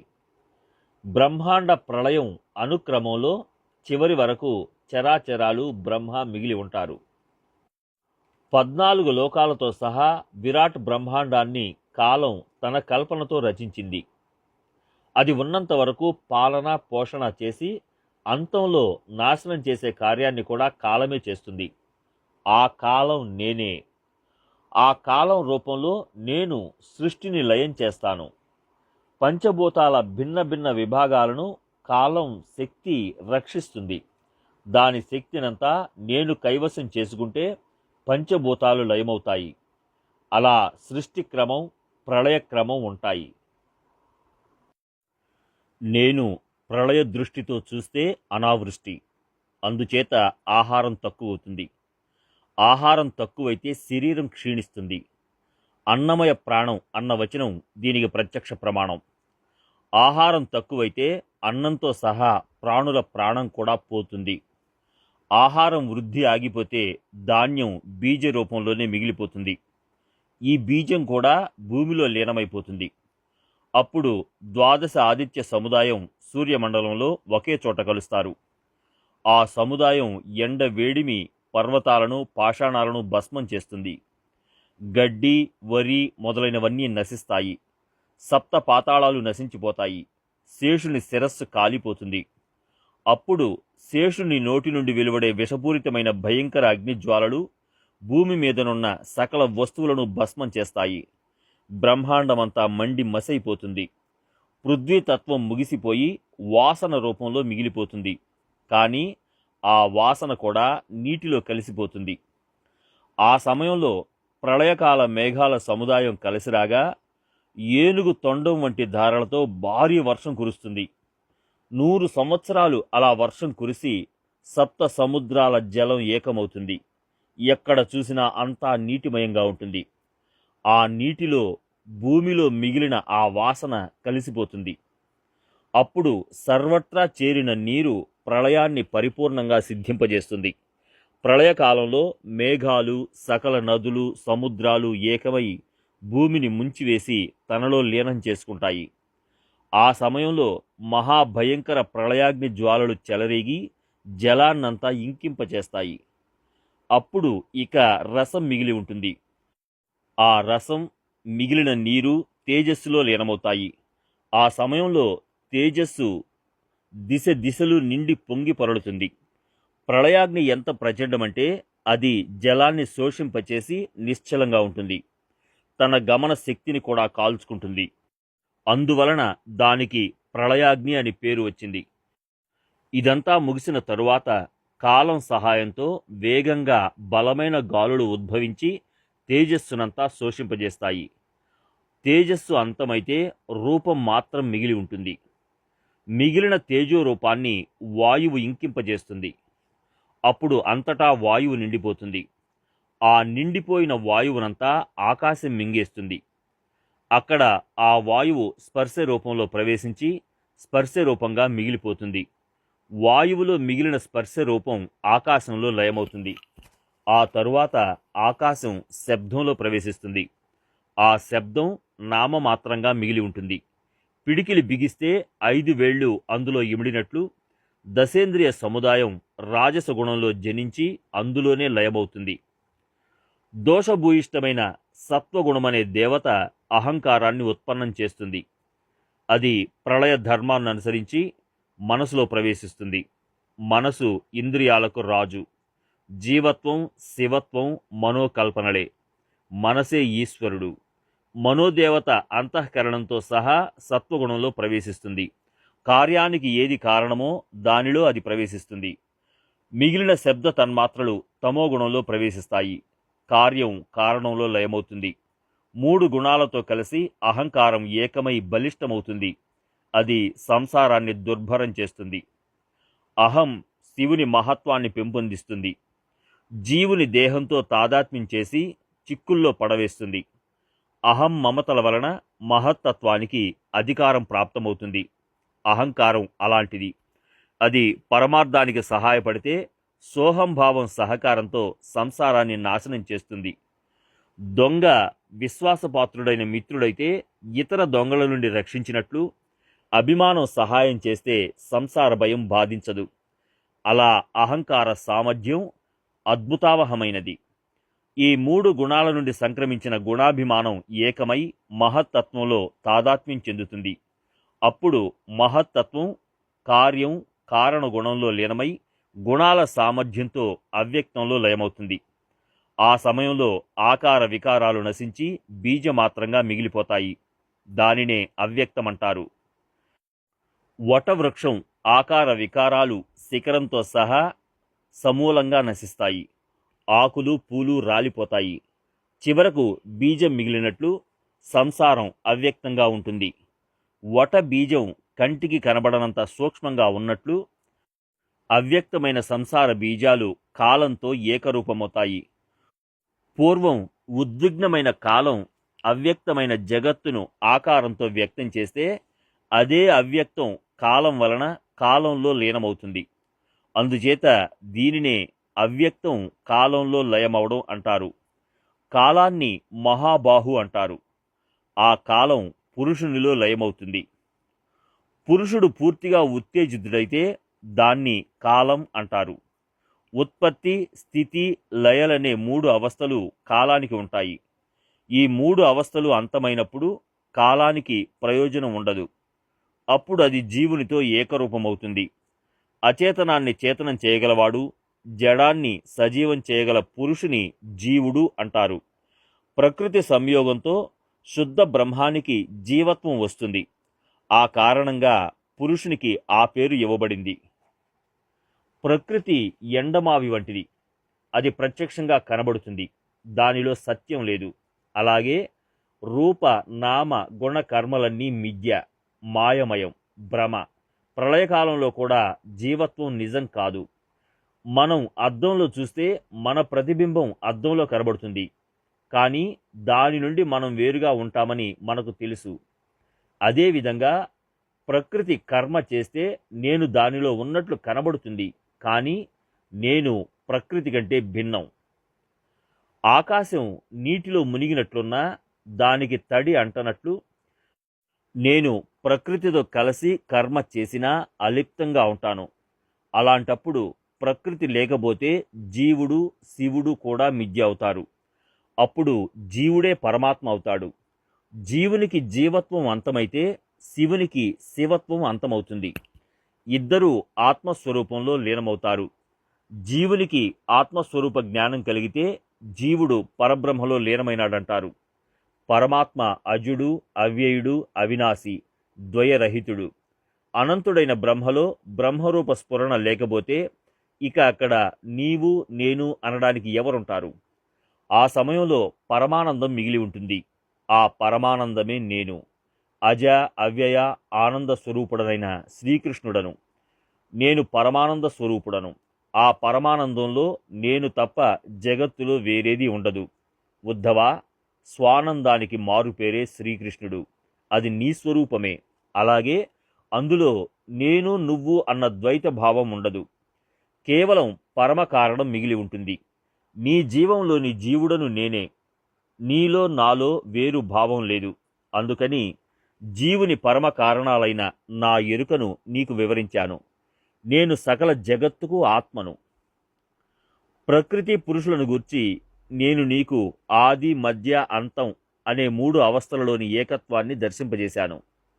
సృష్టికి పూర్వమే బ్రహ్మ ఉన్నాడు. సృష్టికి ఆయనే కారణభూతుడు. ఈ సగుణ జగత్తును నిర్మించింది ఆ బ్రహ్మ స్వరూపమేనని నీకు విడమర్చి చెప్పాను. ప్రళయాంతంలో బ్రహ్మ తన మూల స్వరూపంలో ఉంటాడు. దానికి సంబంధించిన అనుభవాన్ని నీకు కనబరచాను. ప్రకృతి నుండి పురుషుడు భిన్నం. ప్రకృతి స్వరూపంలో మిథ్య. ప్రకృతి పురుషుల గూర్చి ఆ జ్ఞానం కలవారికి నేను నీవు అనే భాష ఉండదు. సృష్టి ఆరంభం నుండి అంతం వరకు ఆత్మతత్వం నిండి ఉందనే వివేకం ఉదయిస్తే అక్కడ నేను నీవు అనేది ఉండదు. మరి అక్కడ ద్వైతభావం అనే భ్రాంతి ఎలా కలుగుతుంది?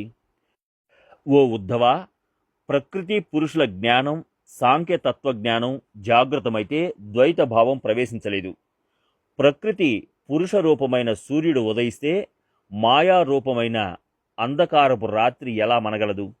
ఉత్కృష్టమైన సాంఖ్య జ్ఞానం ప్రాప్తిస్తే ద్వైతభావం నశిస్తుంది.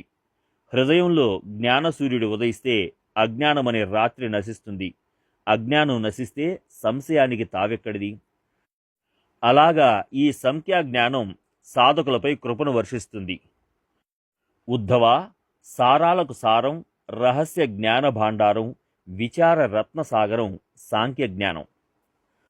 జ్ఞానానికే జ్ఞానాన్ని, సూర్యుడికి ఆది సూర్యుడను, జ్ఞానానికి మకుట మణిని నేనే. నా పూర్ణావస్థ సాంఖ్య జ్ఞానమే. నేను వేదాలకే అధిదైవతాన్ని. నేను ఉపదేశానికే ఆది ఉపదేశాన్ని, ఆనందానికే స్వానందాన్ని. నా జ్ఞానమే సాంఖ్యం. సర్వజ్ఞుడను శ్రీకృష్ణుడనైన నేను ఆత్మజ్ఞానాన్ని సాంఖ్యయోగం ఆధారంగా బ్రహ్మకు దర్శింపజేశాను. కరతలామలకంగా సాంఖ్యయోగ సాధనను పరబ్రహ్మ నీకు ప్రత్యక్షంగా దర్శింపజేశాడు. ఏ కనులతో బ్రహ్మ చూస్తాడో అతను సర్వాంగాలతో తన్మయమవుతాడు. అలాంటి ఈ సాంఖ్యశాస్త్ర తత్వాన్ని నీకు వివరించాను. సాంఖ్య జ్ఞానం. సాంఖ్యయోగ అనుక్రమం, అన్వయం, వ్యతిరేకంతో జాగ్రత్తగా విచారించి చూస్తే బ్రహ్మ అఖండం, అక్షయం అని తెలుస్తుంది. సృష్టి స్థితి లయలలో బ్రహ్మ అఖండంగా నిత్యుడై ఉంటాడన్న జ్ఞానం సాధకులకు సాంఖ్యయోగం వలన లభిస్తుంది. బ్రహ్మజ్ఞానం పట్ల ప్రీతిగల వాని ఇష్టాన్ని సాంఖ్యయోగం పూర్తి చేసి లింగదేహమనే పురాతన వృక్షాన్ని సమూలంగా ఛేదిస్తుంది. లింగదేహం కఠినమైనది. అగ్నిలో గడ్డి భస్మమైనట్లు సాంఖ్యయోగం ముందు అది నశిస్తుంది. లింగదేహం లవణ పర్వతమైతే సాంఖ్యయోగం మహాసాగరం. ఆ మహాసాగరం ప్రబలమై తన జలాలతో ఆ పర్వతాన్ని కరిగించి తన స్వరూపంలో ఐక్యం చేసుకుంటుంది. ఆ జ్ఞానసాగరం ఒకసారి ప్రబలమైతే సంశయాలనే వడగండ్లు మిగిలి ఉండవు.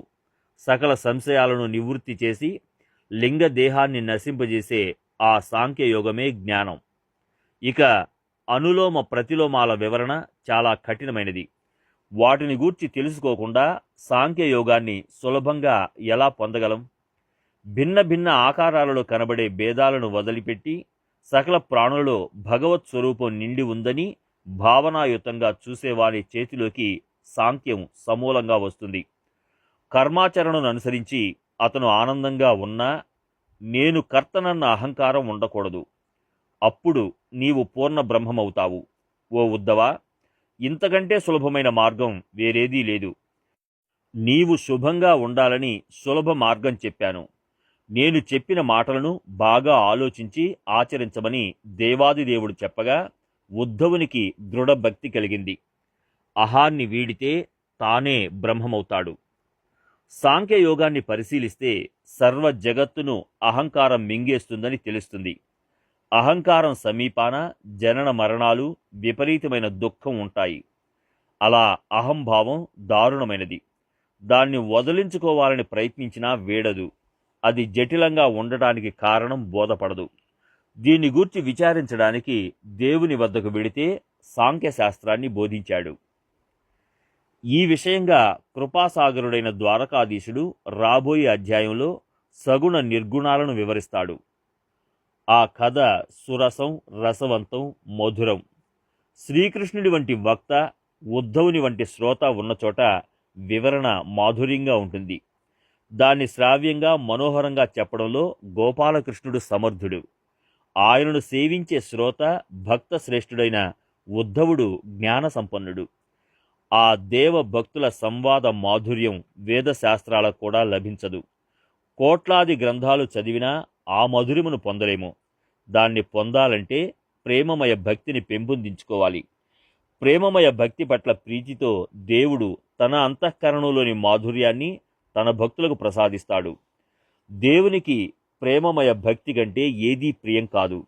అది తెలియనివాడు మూర్ఖుడు. పిల్లవాడు కొండ పెంకును చూపించి దేవుడంటాడు. ఆ పిల్లవాని భక్తి ధన్యమైనది. అకుంఠిత విశ్వాసం ఉన్నచోట దేవాది దేవుడు ప్రత్యక్షమవుతాడు. బాలుడైన ఉపమన్యుని కోసం పాల సముద్రాన్ని తెచ్చి నోటికి అందించినట్లు దేవునికి ప్రేమమయ భక్తులంటే ప్రీతి. అందుకని ప్రేమమయ భక్తి కలిగితే అక్కడ సుఖం, పరమార్థం ప్రకటమవుతాయి. దానివలన నిర్గుణ ప్రాప్తిని పొందాలన్న కోరిక తీరుతుంది. దీన్ని గూర్చి శ్రీహరి ముందు అధ్యాయంలో వివరిస్తాడు. ఆ కథా మాధుర్యం అమృతాన్ని కూడా మరిపిస్తుంది. అలాంటి రసభరితమైన వివరణను శ్రీకృష్ణుడు తెలియజేస్తాడు. శ్రీకృష్ణ కథామృతం శ్రోతలకు వీణుల విందు చేస్తుంది. ఏక జనార్దన స్వామి ఆనందంతో బహు చమత్కారంగా దాన్ని వివరిస్తాడు. శ్రీ భాగవతాన్ని ఆధారంగా శ్రీకృష్ణుడు కథా విస్తరణ చేసి పరమార్థమనే ఆభరణంతో శోభాయమానం చేశాడు. ఆ బహుమతిని శ్రవణం చేయడానికి ఆదరంగా ఆప్తులైన సాధుజనులను గౌరవించి జనార్దనుని కృప వలన తగినంత సామర్థ్యం పొందాను. భాగవతాన్ని ఏకాగ్రతగా దృఢ శ్రద్ధతో శ్రవణం చేసిన వానికి పరమార్థం సిద్ధిస్తుంది. ప్రేమమయ భక్తే ముఖ్య సత్కారమని ఏక జనార్దనుడికి తెలుసు. అందుకని ఏకనాథుడు జనార్దనుని శరణు వేడి తనను తాను సత్కరించుకుంటున్నాడు. 24వ అధ్యాయం సమాప్తం. శ్రీ సచ్చిదానంద సద్గురు సాయినాథ్ మహారాజ్ కీ జై. సద్గురు శ్రీ సాయినాథ్ శరద్ బాబూజీ కీ జై.